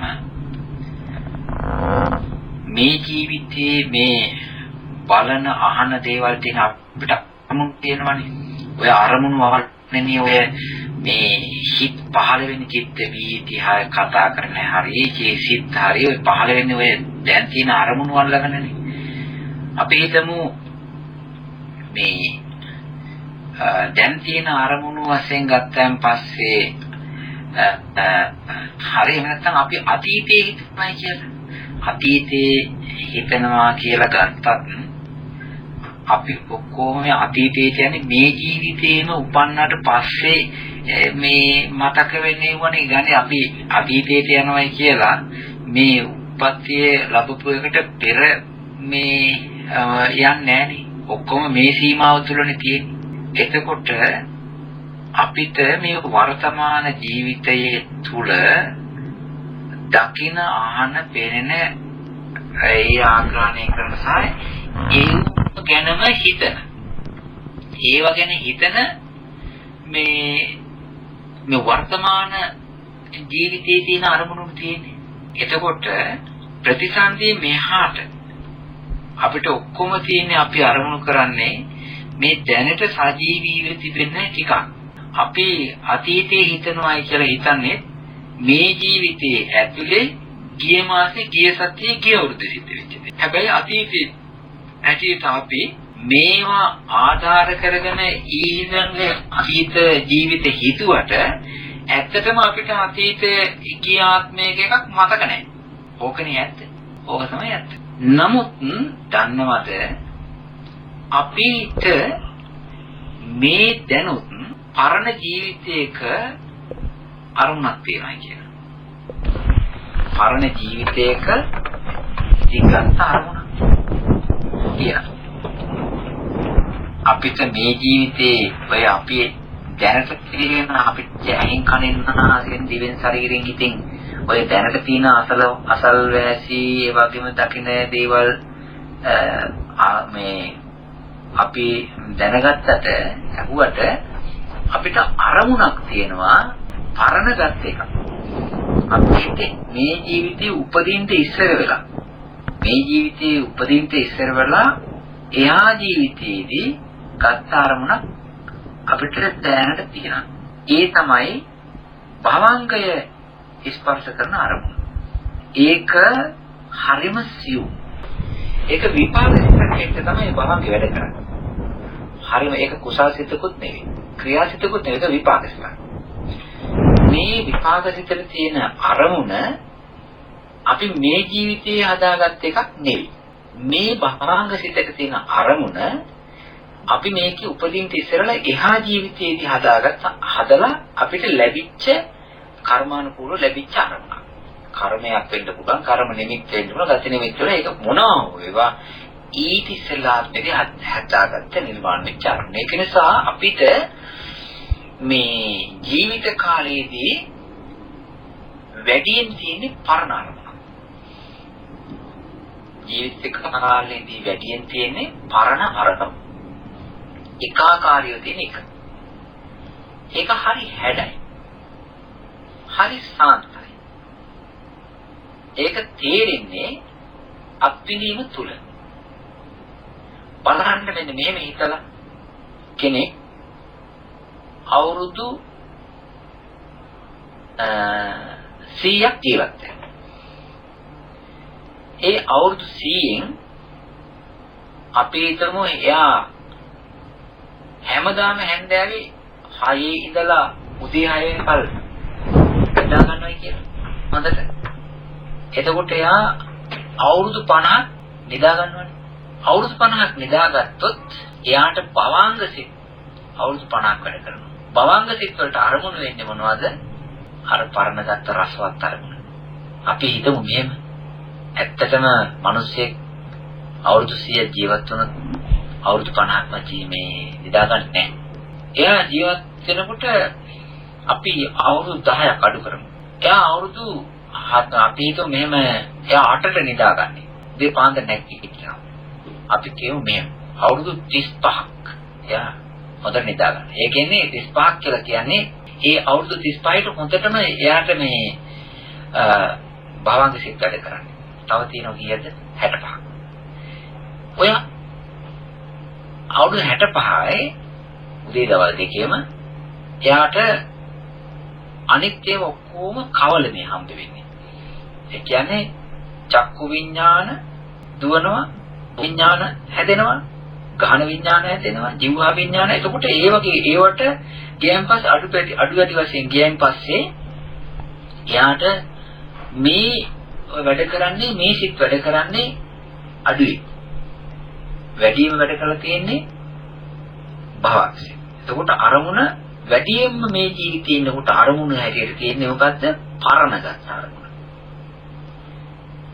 එතකොට මේ පරණගත් අරමුණ වැඩියෙන්ම තියෙන අපි දැන් මේ කතා කරනකොට හැම වෙලෙම භවංගයේ ස්පර්ශ වෙලා යන්නේ. භවංගයේ ස්පර්ශ වෙනවා හැරෙනවා. භවංගයේ ස්පර්ශ වෙනවා හැරෙනවා. ඒක ඒ තරම්ම සියුම් නිසා, ඒ තරම්ම රහ නිසා, සූක්ෂම නිසා හැම වෙලාවෙම ඒක සාන්තව පවතිනවා. ඒක නිසා හරි සියුම්. ඒක හොඳම ප්‍රකට වෙන්නේ මේ හොඳටම අපිට දැනෙන්නේ ඒකේ සාන්තත්‍ය දැන් තේරෙන්නේ නැහැ. ඒකේ සාන්ත ගතිය දැන් තේරෙන්නේ නැහැ. ඒකේ සෞම්‍ය ගතිය දැන් තේරෙන්නේ නැහැ. ඒකේ සාන්ත ගතිය, සෞම්‍ය ගතිය ඇඟට දැනෙන. හිතට දැනෙන. ඇඟට හිතට මතක් වෙන අවස්ථාව තමයි හොඳට නිදාගෙන ඉවර වෙලා ඇහැරිච්ච එක. හොඳට නිදාගෙන ඉවරලා ඇහැරිලා ටික වේලාවක් යනකල් ඒ පැත්තට අදින, ඒ නිින්ද පැත්තට බර වෙච්ච, ඒ නිින්දෙන් හදලා දීපු ශාරීරික සැපේට බර වෙච්ච ගතියක් තියෙන ටික වේලාවක් යනකල්. ඒ වෙලාවේ තමයි මේ මන්දන මට නම් මතක් වෙන වෙලාව. ඒ වෙලාවට මේ භවංගයේ තිබිච්ච ශාන්ත ගතිය තමයි මේ ඇඟට ගහලා තියෙන්නේ. භවංගයේ පැත්තට තමයි ඊට පස්සේ මේක අදින්නේ. ඒක ශාන්ත නිසා. එතකොට ඔය වගේ අපි තේරුම් ගන්න ඕනේ අපිට මේ ජීවිතයේ අත්විඳින පේන රූප වලට අමතර, අහන රූප වලට අමතර, දකින ශබ්ද වලට අහන ශබ්ද වලට අමතරව ග්‍රහණය කරන, ආග්‍රහණ කරන, ඔය ස්පර්ශ කරන, හිතන අරමුණු වලට අමතරව ප්‍රධාන ප්‍රබල වැඩියෙන් වැඩ කරන ආරම්මණයක් තියෙනවා ප්‍රකාශ කරන්න බැරි. ඒ තමයි මූල චිත්තේට අරමුණු වෙන, භවංග චිත්තේට අරමුණු වෙන ශාන්ත වූ සූක්ෂම අර්ථ ඉතිරිසලා ජීවිතයේ මරණසන්නේදී ගත්ත, බාරගත්ත, පිටිගත්ත ශාන්ත අරමුණ. ඔය ආරම්මනේ විපාකයක් හින්දා මේ ඕකේ මේ ඔක කුසල මේ කුසල් පින් සිද්ධ වෙන්නේ නැහැ ඔක විපාකයක්.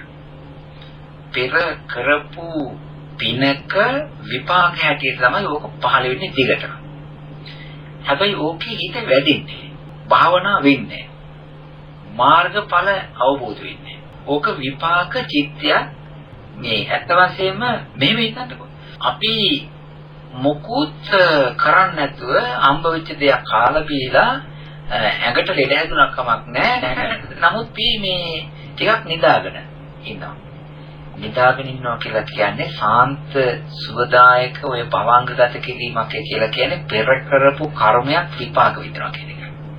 ඔය භවංග කියන්නේ මේ ජීවිතේ බෑගෙන්ට නොති අල්ලගෙන යන අර්ථයෙන් කියන්නේ භවංගදිතේ කියලා. නමුත් ඒක ඇති වෙන්නේ විපාකයක්. ඔකට අරමුණක් තියෙනවා. ඔන්න ඔය විදිහට ගත්තා එකක් ඔය දෙක තේරුම් ගන්න. අපිට හැම වෙලාවෙම පරණ ගත්ත අරමුණක් තේරෙනවා කියලා භවංග අරමුණත් එක්ක හිතා ගන්න. ඊට අමතරව තමයි ඔය අපිට මේ තියෙන මේ ඕලාරික ඒවා. මේ ඊළඟට තියෙන මෙහෙම එකක්. දැන් බලන්න මේවා භවංග චිත්ත වීති කියලා දෙයක් නැහැ. භවංග චිත්ත වීති කියලා જાතියක් නැහැ. ඊළඟට මේ ප්‍රතිසන්දි චිත්ත වීති කියලා જાතියකුත් නැහැ. චුති චිත්ත වීති කියලා જાතියකුත් මේවා සිත්. නමුත් ජීවිතයක ආරම්භක චිත්තක්ෂණයට ප්‍රතිසන්දි කියනවා, කන්ටිනියුේෂන් එකට භවංග කියනවා, ලාස්ට් මොමන්ට් එකට කියනවා, මේ අවසාන සිතට කියනවා චුතිය කියලා.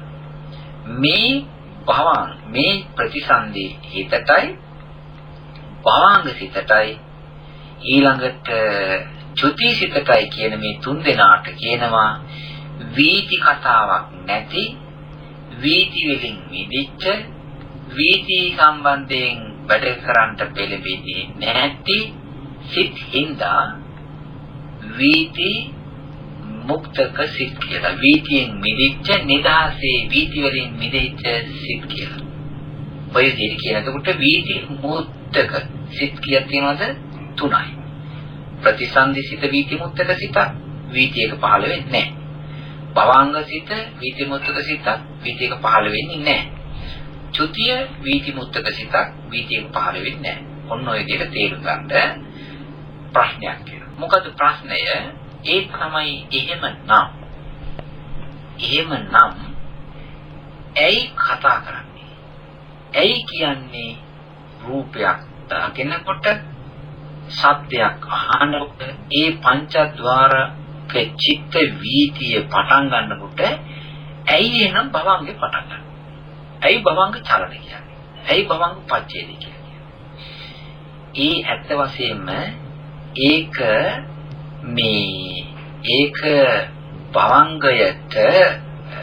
භවංගය චිත්ත වීතියකට මුල් අවස්ථාවේදී එහෙම ඈඳගත්තට අර මේ මොකද්ද රූපයක තිබෙන ආවශේෂලකා එහෙම අර නිකන් චිත්ත වීතියකට දාලා ගණන් කරන්ට ගත්තට චිත්තක්ෂණ 17ක් රූපයක ආවශේ තියෙන නිසා ඒක පුරව ගන්නවම කිව්වට ඒ භවංග හිතෙන් ඔය චිත්ත වීතියක පටන් ගන්න භවංග හිතෙන් රූපය දකින්නේ, රූපය තේරුම් ගන්නෑ. ඒ භවංග හිතේ ආරම්භනේ මේ දැන් තියෙන රූපේ නෙවෙයි, දැන් තියෙන සද්දේ නෙවෙයි. ඒ පරණ එක බිඳගෙන එන පරණ අරමුණ ඉස්සෙල්ලා ජීවිතයේ ගත්ත අරමුණෙන් බිඳිලා වෙන් වෙලා අයින් වෙලා එන්ට අතනන නිසා මේ පාත් එකට වැටෙන්න යන හින්දා එතන තියෙන චිත්තක්ෂණය සලකනවා මේකේ කවුන්ට් එකක් හැටියට. ඒ ඇරෙන්න මේ මොකක්වත් භවංග අරමුණු කරන්නේ මේ තියෙන දේ. ඕකයි ඔකේ රහස සහ ස්වභාවය.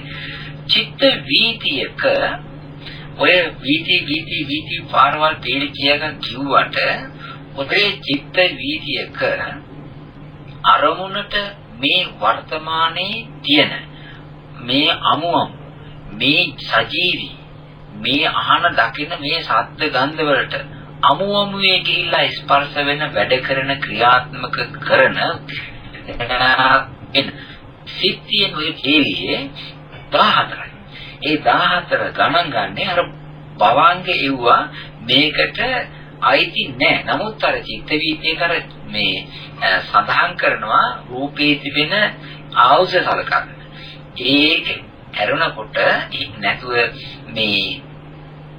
මේ හොඳට වැඩ කරනවා තියෙන්නේ ආරම්භන සම්බන්ධයෙන් 14යි. ඔන්න ඔය විදිහටත් ඔක තේරුම් ගන්න එක හොඳයි. ඔන්න එතකොට මේ චිත්ත වීතියේ යනකොට හොඳ ප්‍රධානයවත් ඉන්නවා 14ක්. අනිත් එක ඉතින් ඒකේ අර මුලින් කියනවා ඒ ඉස්සෙල්ලා හිටපු එක්කිනා භවංග චරණ උපච්ඡේදය කියලා ඔය කතාව. එතකොට මේ කවදාකවත්ම මේ භවංග චිත්ත වීති ගිහිල්ලා නෙවෙයි මේ භවංග චිත්ත වීති කියලා જાතියක් අමුතුවෙන් ගිහිලා නෙවෙයි 17 ගිහිලා නෙවෙයි ඔය ඒක මේ අපේ ඇතුලේ මේ වැටෙන්නේ. දැන් අපි හිතමු මේ මෙහෙම එක රූපයක් දකින්න චිත්ත වීතියක් හැදෙන්න මේ චිත්තක්ෂණ 17ක් යනනම් ආයෙත් 17ක් යන්න ඕනේ ආයෙත් 17ක් යන්න ඕනේ එහෙමනේ. හැබැයි මේ භවංග චිත්ත වීතිය හන්දෑ රාත්‍රී 9ට 10ට නිදාගත්ත එකන උදේ 5ට නැගිටිනවා. ඈ 10ට නිදාගත්ත හොඳ නිින්දක් යනවා. ගමන් බිමන් ගිහිල්ලා නාලා කියලා කාලා බීලා නිදාගත්ත ඉඳලා හොඳට නිින්ද යනවා 10ට. උදේ පාන්දර 6ට හැරෙනවා. ඔන්න තියාගත්ත මේ කවුරු කතා කරා නැත්තම් එළඹ තිබ්බා. එතකොට 10 11 12 ඊට පස්සේ 12 දැන් පැය ආයේ 8ක් වෙනවනේ. මේ 8 තුල මෙයාගේ චිත්ත මේ යන්නේ භවංගේ. මේ භවංග චිත්ත වීති නෙවෙයි. හේතුව 10ට පටන් ගත්ත භවංග රැල්ල අවසන් වෙන්නේ උදේ 6ට. ඒක නිසා එකම විදියට process එකක් එකම තාලෙට එක ගානට අඩු වෙන්නේ නැතුව වැඩි වෙන්නේ නැතුව ගානට යන process එකක් තමයි ඔගේ තියෙන. ඒක නිසා උස්පාත් වෙන්නේ නැතුව ගානට යන නිසා හරි සෞම්‍යයි සපයි සාන්තයි ඔය චිත්ත විදිය උත්තරය ස්විච් ඔන් කරා භවංග වලට මේ ඔන්න ඒක බ්‍රේක්. ඕක චිත්ත විදියක් නෙවෙයි. ඔක ඇවිල්ලා වීතිය කතා කරන්නේ නැති හින්දා ඔකට කියනවා භවංග හිතේ කියලා. එතකොට භවංග මේ චිත්ත වීතියට වැටෙන්නේ නැති දැන් තුනක් තියෙනවා. පටිසන්ධිසිත, භවංගසිත, චුතිසිත. තව එකක් අර මහත්යක් කිව්වා.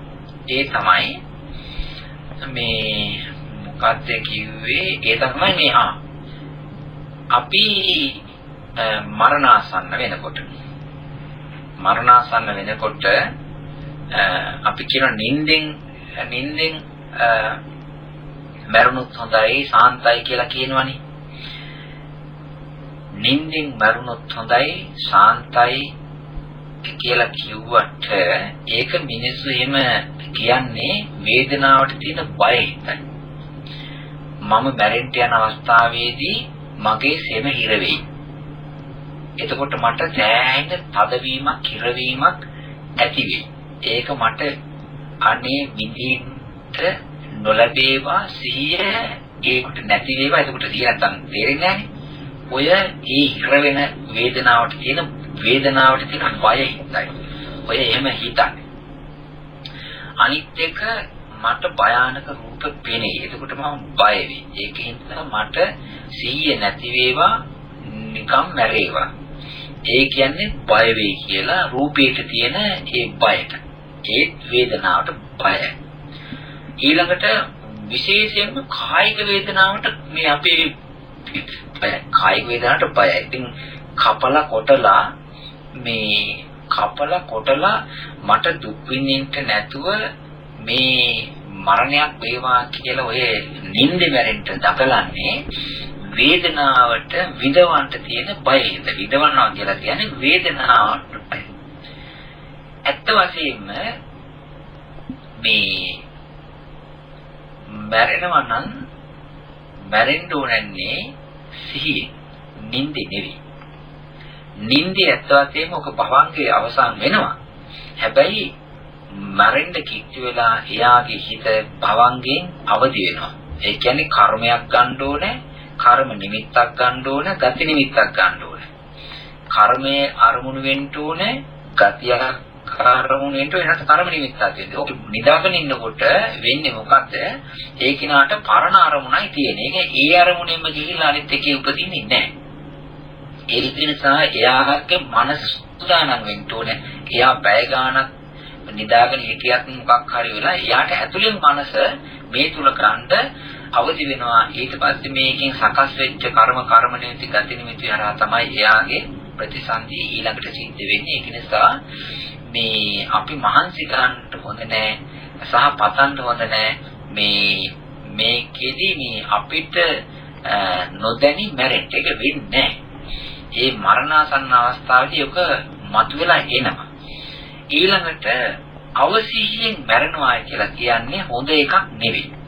අවසිහියෙන් ඇයි අපි අපේ වේදනාව තියෙනකල් විඳව ඉන්න පුළුවන් මේ තිබෙනා වූ දේව. නමුත් මරණාසන්න අවස්ථාවේදී ඇයි ඔකට පයින් ගහලා ඕකෙන් අපි ඔක අයින් කරලා එතනින් ගිහිල්ලා හොඳට වේදනාව හඳුනාගෙන ඉතින් ගියන් පස්සේනේ හොඳට ඍජු මිනිස්සෙක් හැටියට මේ ගියන් පස්සේනේ ඔකේ හොඳ ගතියක් තියෙන. ඒක නිසා සිහියෙන් මැරෙනකොට තමයි මේ සිහියෙන් මරණ අවස්ථාවේ තමයි එයාගේ හිත හොඳට ඊළඟ ජීවිතේට බය නැතුව සකස් වෙලා තියෙන්නේ. ඒක නිසා ආරම්මණයට බය වෙන්නත් අවශ්‍ය නැහැ. ප්‍රේම කරපු කුසල වඩපු අය හැටියට ධර්මයේ තේරුම් ගන්න අය හැටියට වේදනාවට බය වෙන්නත් අවශ්‍ය නැහැ. හේතුව මේ වේදනාව කියලා කියන්නේ අපේ ජීවිතේ එක්තරා චිත්තේ එක කොටසක් ඉන්නවා. ඉතින් මේ සැපවත් මරණයක් නම් නෙවෙයි ඒක. ඒක ඇවිල්ලා මේ තමන්ගේ ජීවිතය පිළිබඳව හිතාගන්න අවස්ථාව මේ නැති වෙලා යන්නේ. අනිත් එක තමයි මරණාසන්න වාසේ මෙහෙම එකක් සිද්ධ වෙනවා. ඉස්සරලා අපේ හිතවලට කද්ද බල මේ වේදනාවක් ඇති වෙනවා. අපේ ශාරීරික වශයෙන් තදබල වේදනාවක් ඇති වෙලා ඒ ආපු වේදනාව එකපාරම දැන් අර ජීවිතින්ද්‍රියම ශරීරයෙන් අයින් වෙනවනේ. ඒ කියන්නේ ජීවිතින්ද්‍රියම මේ ආතපය මරණ නැති වෙලා කියලා ජීවිතින්ද්‍රිය එම දැන් එක්කාසු වෙලා ඇකිලිලා මේ යනවා. ඒ කියන්නේ අපේ ශරීරයට මේ අපේ ශරීරයේ ඊසේ පටන් දෙපතුල රූපකාණ්ඩය තමයි කියන්න තියෙන්නේ ඔක. ඊසේ පටන් දෙපතුල දක්වාම මේ ජීවිතින්ද්‍රිය කියන එක පැතිරලා තියෙන්නේ. ජීවිතින්ද්‍රිය නැත්තේ නියපොතු වෙලයි කෙස්ලොම් වෙලයි. ඊළඟට මැරිච්ච හම් කැලි වෙලයි ජීවිතින්ද්‍රිය කියන එක නැහැ. ඒක නිසානේ නියපොතු කපන්න පුළුවන්, කෙස් කපන්න පුළුවන්, හම් කැලි කපන්න පුළුවන් එහෙම තියෙන්නේ. ඊළඟට දත්තල අම්බිස්ස කඩන්න පුළුවන්. ඒ හරියවල මේ ජීවිතින්ද්‍රිය කියන එක නැහැ. අනිත් සෑම තැනකදීම සෑමක පැතිරලා තියෙන ජීවිතින්ද්‍රිය ඒක නිසා ඍතු දෙනවා. මේ ඕක නැති වෙලා ඊට පස්සේ ඉස්සෙල්ලා ඇවිල්ලා වේදනාව තදබල විදිහට ඇවිල්ලා ඊට පස්සේ ඔය ජීවිතින්ද්‍රිය අඩු වෙලා ගිහිල්ලා පස්සේ සාන්ත ගතියක් ඇති වෙලා ඊට පස්සේ තමයි අපේ ජීවිතෙන් එහාට ඔය විඥානේ තල්ලු වෙලා අහක් වෙලා පැනලා යන්නේ. මේ තදබල විදිහට ආපු වේදනාව එකපාරම නැති වෙච්ච ගමන් අඩු වෙච්ච ගමන් හිතට හරිම ගතියක් ඇති වෙනවා, සෞම්‍ය ගතියක්. හැබැයි ඔය අනාථපිණ්ඩික සිටුතුමායම වේදනාවටපත් උනායි කියලා කියන්නේ මරණාසන්න චිත්ත වීති අවස්ථාවේම අවස්ථාවක නෙවෙයි ඊට කලින් එකයි. අර කිව්ව ඔළුව මේ මිනිසුන්ගෙන් තිරින්ග දාලා බඳිනවා කඩුවෙන් කපනවා කියලා එහෙම අර කිව්වේ අර අනාථපිණ්ඩික සූත්‍රයේදී ඒ වගේ. ඒක නිසා මහත්තයා හොඳට මේ පාන්න ඇතුව සිහි යුක්තව මේ මැරෙන එක තමයි වේදනාව ඇතුව මැරෙන වේදනාව විඳලා හරි හොඳට සිහිය තියෙන එක සිහියෙන් මරණ එක තමයි හොඳම දේ. අනිත් එක තමයි අපි සමහරවිට මේ ඔය ශරීරයේ කැපෙන එකට නිවටම එහෙම මේ කැමති නැහැ. ඒවට දර්ශනයටත් බයයි.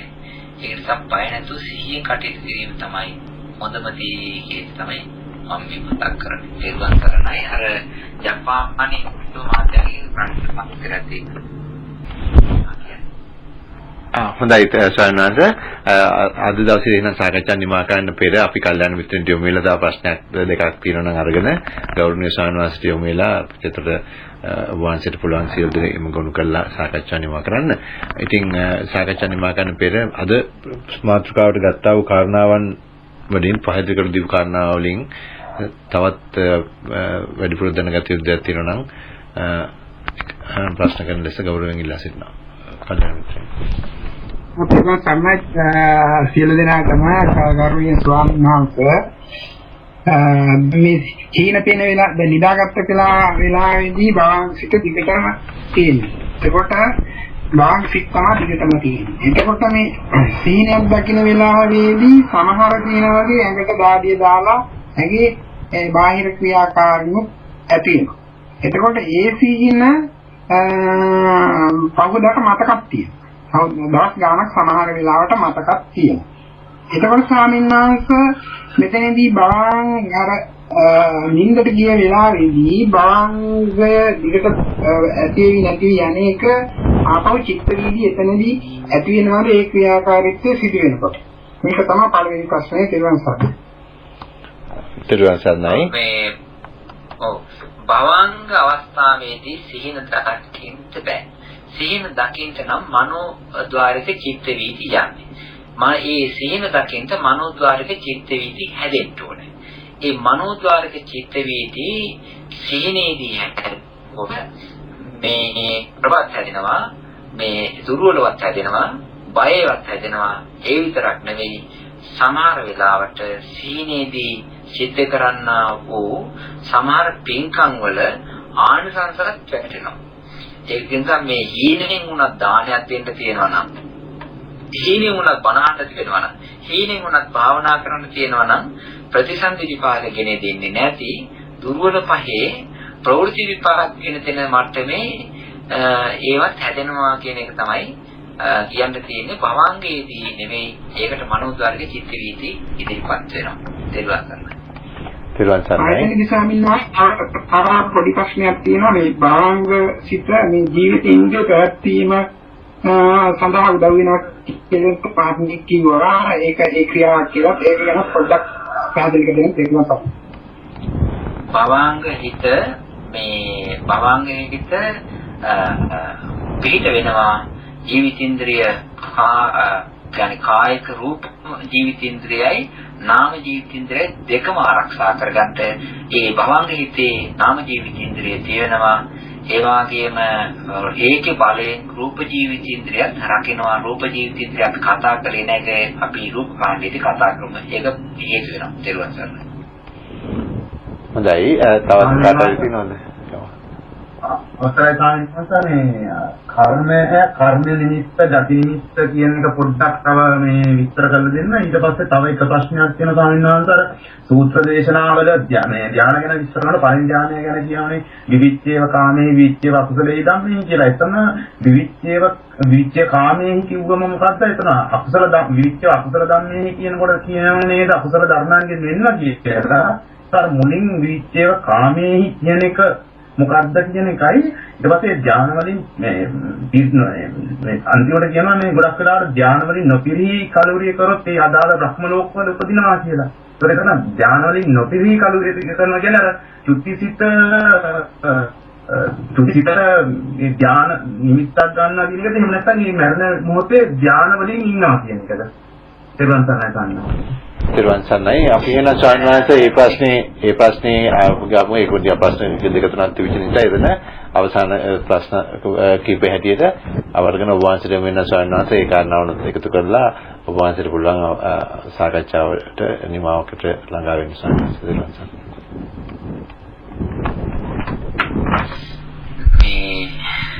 මෙහෙමයි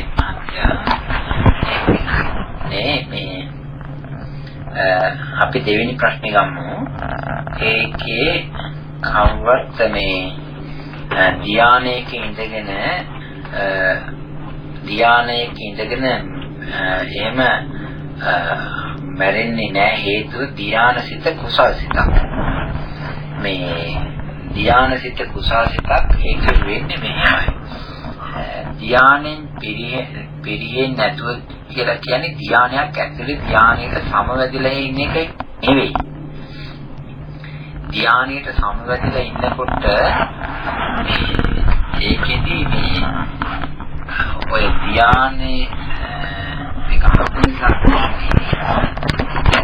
ධාන අර්පණා චිත්තවිද්‍යාවක් තියෙනවා. ඒ ධානයේ පටන් ගන්න කොටයි.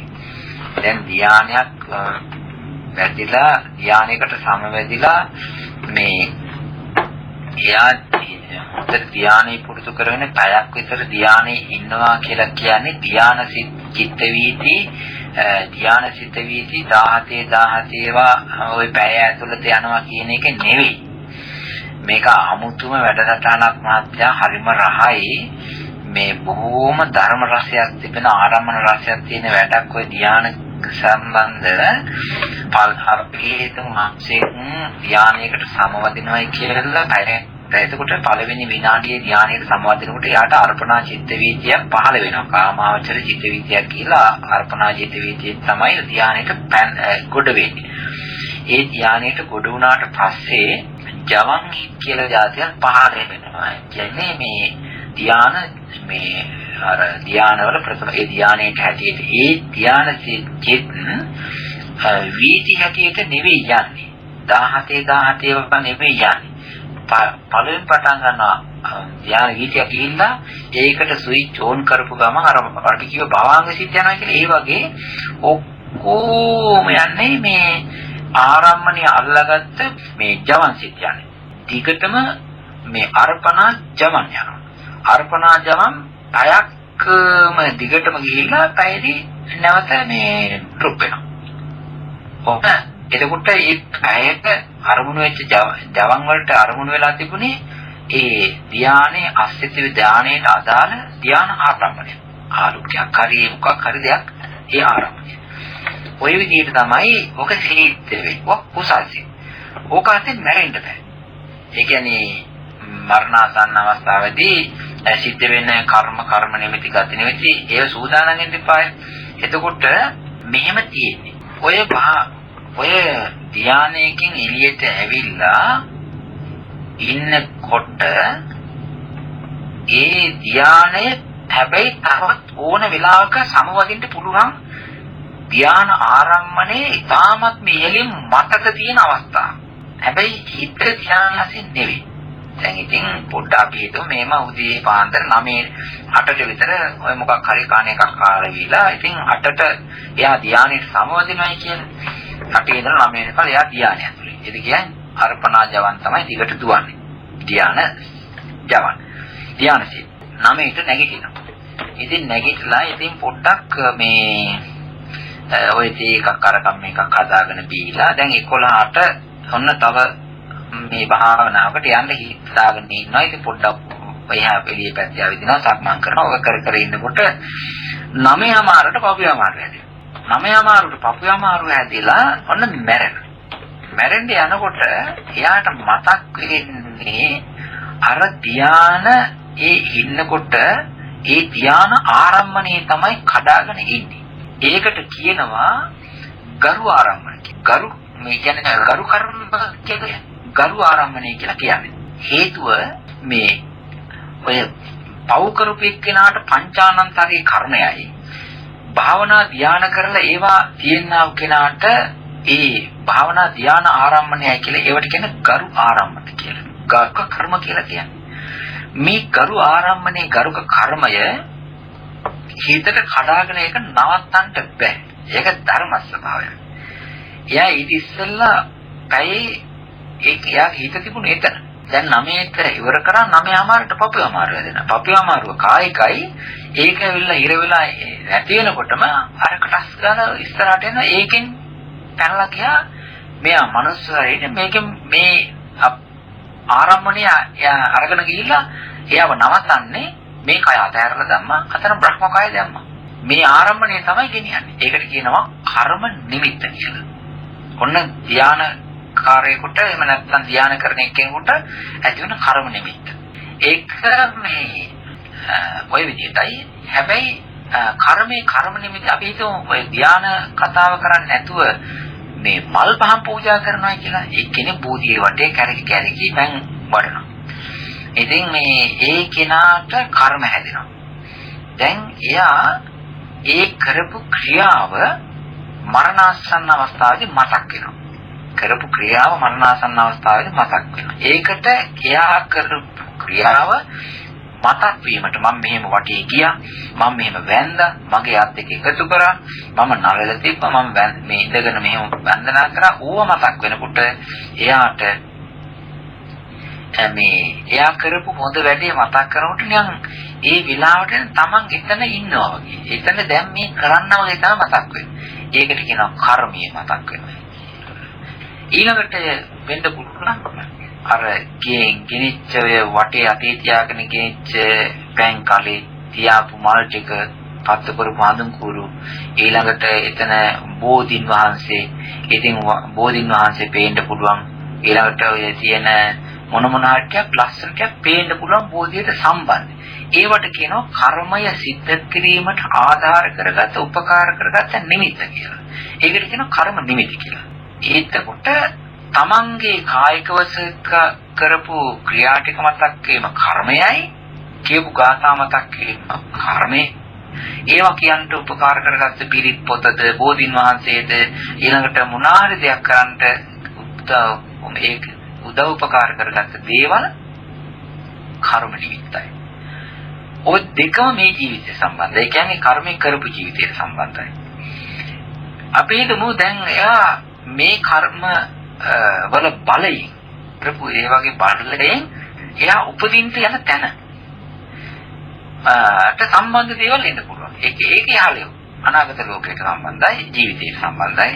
ඒකේ එයා උපදින්න යන තැන ඉපදිලා ඒ ඉන්ට යන තැන හොඳ තැනක් නම් ඒකේදී එතෙන්ට ආයිති මල්වැල් ඒ වගේම පොකුණු ලස්සන ආලෝක අර වගේ මේ වගේ දේවල් පේන්න පටන් ගන්නවා. ඒකට කියනවා ගති නිමිත්ත කියලා. ඒ කියන්නේ ඊළඟට මම යන්න තිබෙන ගතියට සම්බන්ධ නිමිත්ත. ඔය වගේ තුනක් එහෙට මෙහෙට වෙනවා. එක්කෝ කර්මයේ නිමිත්ත අල්ලගෙන එහා පැත්තට පන්නවා. එහෙම නැත්නම් කර්ම නිමිත්ත අල්ලගෙන එහා පැත්තට පනිනවා. එහෙම නැත්නම් ඒ ජීවිතේටම සම්බන්ධ ගති නිමිත්ත අල්ලගෙන එහා පැත්තට හිත පනිනවා. ඕකට තමයි කියන්නේ කර්ම නිමිත්ත ගති නිමිත්ත කියලා. හැබැයි මේ භාවනා කරලා ධ්‍යාන තියෙනව කෙනාට අනිවාර්යයෙන්ම ඉන්නේ එයාගේ භාවනා නිමිත්තමයි. ඕක තමයි ධර්ම ස්වභාවය. මම හිතනවා මේ ටිකට මේ කියපු කාරණා ප්‍රමාණ 3යි කියලා. එහෙනම් අපි පින් අනුමෝදන් කරන්න සූදානම් වෙමු මේ මහත්තයා. තේරුම් ගන්නයි. එහෙමයි සාරනාථ. අපි වුණා අද දවසේදීත් වැඩසටහන නිමා කරමු. දවසේදී සම්බන්ධ වෙච්ච සියලු දෙනාටම බොහොම පිං. මම ඊටම ගෞරවයෙන් අද දවසේදී අපේ ජනකම්පායම මේ වැඩසටහනට එකතු වෙලා අපිට නොයෙකුත් ධර්ම කාරණා අපි අහන විවිධ ආකාරයේ ප්‍රශ්න වලට එකම ප්‍රශ්න නැවතත් අපි අහනවා. ඒ හැම දෙයකම අපේ ජනකම්පායෙන් අපිට කරුණු පැහැදිලි කර දුන් ගෞරවනීය ස්වාමීන් වහන්සේට සියලු දෙනා වෙනුවෙන් පින් දෙනවා. ඉතින් මම ඊටම ගෞරවනීය ස්වාමීන් වහන්සේට වෙනවා අද දවසේ සාකච්ඡා නිමා කරන්න. හොඳයි. පින්වත් හැම දිනාටම තෙරුවන් සරණයි සැනසෙල්ලක් වේවා. ඉතින් අද ගොඩාක් සන්තෝෂ වෙන්න ගැඹුරු ධර්ම පරාසයක තමයි අපි ඊට මෙහෙව්වේ හැසිරෙව්වේ. ඉතින් මේවා පිළිබඳව කතා කරනකොට මේ අපිට යඤ්ඤ චිත්ත රූප හැදෙනවා නැවෙනවා. ඒ කියන්නේ දැන් අපි රූපයක් ගැන කතා කරනකොට අතීතයක් ගැන කතා කරනකොට සත්‍යයක් ගැන කතා කරනකොට ඒ ධර්මය තේරුම් ගැනීමට අපේ හිතින් හදා ගන්නවා චිත්ත රූපයක්. ඒකට කියන ධර්මයක් කියලා. ධර්ම මේ ආරම්භන හැටියට චිත්ත රූප මවන. ඒ ආනුසාරයෙන් තමයි ඔබ තේරුම් ගන්නේ. ඉතින් ඒ විදිහට මේ ලෝතර බුදුරජාණන් වහන්සේ ගාම්භීර වශයෙන් විග්‍රහ කළ තියෙන මේ ගැඹුරු ධර්මය ඕක පිටින් අලුතෙන් ගෙන මේ ලෝකේ මේ අපේ ගාව මේ වටපිටාවේ අපි ගාව තියෙන ධර්මය ඔක පේන්නේ නැති ගතිය තමයි තියෙන්නේ අපිට. ඉතින් මහා විශාල ධර්ම මණ්ඩලයක් අපේ මේ ජීවිතේ පුරා තියෙනවා. ඉතින් වෙන කොහේවත් යන්න ඕනේ නැහැ බණ හොයන්න. මේ තියෙන්නේ අපේ ජීවිතේ වර්ණ ගන්ධ රස පඨවි ආපෝ තේජෝ වායෝ චිත්ත චෛතසික රූප ඉතින් ඔය ඔක්කොම තියෙනවා විඥාන අඩුවක් නැතුව පිළිලා තිබෙනවා.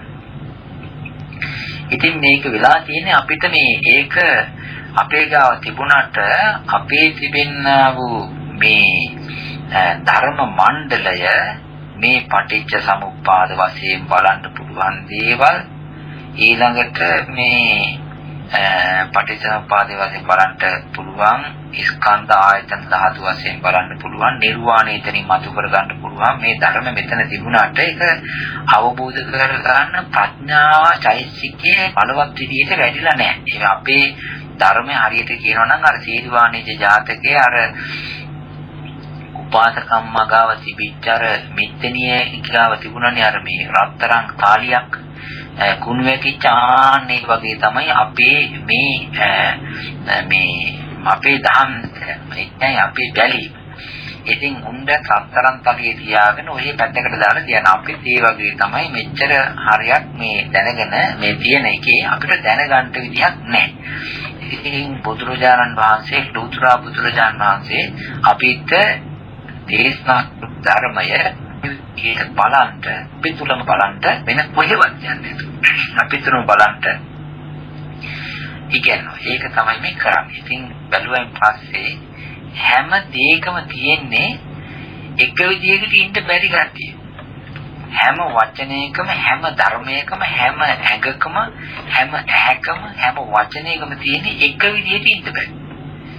ඒක වෙනස් වෙනවා. එක වචනයක් හොඳ ලස්සන කතා කරාට මේ එක්කෙනෙකුට එක වචනයක් කතා කරන්න බෑ එකම තාලෙට එක විදියට. එක්කෝ පළවෙනි එකේ සද්දය අඩු වෙනවා වැඩි වෙනවා වේගවත් වෙනවා ස්ලෝ වෙනවා මොකක් හරියක් වෙනවා. ඒක තමයි ස්වභාවය. ඒක නිසා මේ ඒකාකාරීව ඉන්න බැරි නොහැකියාව මේ හැම එකක් අස්සටම කැවිලා තිබෙන්නේ. ඒ වගේම තමයි මේ ඇති වෙන දේවල් හැම එකක්ම තනියෙන් උපදින්න බෑ. තනියෙන් උපදින්න බෑ. මේ හේතු ගොඩක් අවශ්‍යයි. ඒක නිසා මේ සත්‍යයක් මම කතා කරන සත්‍යයක් සත්‍ය කරන්නට මේ ඇඟක් ඕනේ, කටක් ඕනේ, දිවක් ඕනේ, භාෂාවක් ඕනේ, ඊට පස්සේ ඒකට හිතක් ඕනේ, මා ගොඩක් එක්කහසු ඔය වචනයක් හදාගන්න. ඒ වචන මේ කියන්නේ උදව් උපකාර ගොඩක හේතුවෙන් වචනයක් හදනවා. ඒ උදව් ගොඩාක් හම්බෙලා වුණත් ඒක නැති වෙලා කැඩිලා නැති බංග වෙලා යනවා. ඕක තමයි හේතුවෙන් හට ගන්නවා. හේතු ටික නැති වෙනකොට කැඩියනවා කියන්නේ. ඒක නිසා මේ හේතු ධර්ම ඵල ධර්ම හේතු ධර්ම යටතේ වැඩ කරන ඵල ධර්ම හේතු ඵල වශයෙන් වැඩ කරන මේ ධර්ම රාමුව ආසිත වෙන ධර්ම ඒ වගේ තිබෙන හොඳම හැංගිලා තිබෙන මේ ධර්ම ලක්ෂණ අනිත්‍ය දුක්ඛ අනාත්ම ලක්ෂණ හොඳට තේරුම් ගන්නට හැම දිනාටම මේ සාකච්ඡාව පිට වෙනවා. මේ තුලින් ලබාගත් දහම් දැනුම පිට වෙනවා. ඒ නිසා අපි මෛත්‍රියෙන් ප්‍රාර්ථනා කරනවාද මේ ධර්ම සාකච්ඡාවට සම්බන්ධ වෙලා මේ පින්වත් මහත්මයලා මහත්මී සද්ධාවන්ත ගුණවන්ත පින්වතුන් ධර්මයට කැමැති ධර්මකාමී පින්වතුන් හැම දිනාම මේවා ගැන හිතලා මෙනෙහි කරලා ඒ වගේම ධර්ම ඡන්දේ කුසල ඡන්දේ ඇති කරගෙන ඒ ඇති කරගත්ත හිත ඇතුලේ මේ පින්වත්තුන්ගේ සිත් ඇතුලේ පහළ වෙච්ච සිතුවිලි වල තිබෙනා වූ චේතනාවේ තිබෙනවා අලෝභය අදෝෂය අමෝහය මිශ්‍ර වෙච්ච මේ ධර්ම වලින් පිරිච්ච මේ ධර්ම ස්පර්ශ වෙච්ච ඊළඟට සද්ධාව මිශ්‍ර වෙච්ච ප්‍රඥා මිශ්‍ර වෙච්ච චේතනාවේ බලයක්. ඒ චේතනාවේ බලයෙන් හැම දිනාටම හොඳින් තව ධර්මය අහලා තේරුම් අරගෙන ප්‍රඥා වඩාගෙන සීල සමාධි ප්‍රඥා ගුණ කෙලස් නසාගෙන ධර්මය අවබෝධ කරගෙන උතුම් නිර්වාණ ධාතුවත් අවසාන වශයෙන් පරිපූර්ණව දකින්න දැනගන්න අවබෝධ කරගන්න ලැබේවා කියලා මෛත්‍රියෙන් පින්දීමෙන් ප්‍රාර්ථනා කරනවා. හැම දිනාටම තෙරුවන් සරණයි. සාදු සාදු සාදු. සීලවන්තං ගුණවන්තං පුඤ්ඤක්ඛේතං අනුත්තරං පස්සිකෝණේ සාධි තේරාණං ආගතපටිපාටිය සත්‍යම්පටිපාටිය සත්‍ය සීලකය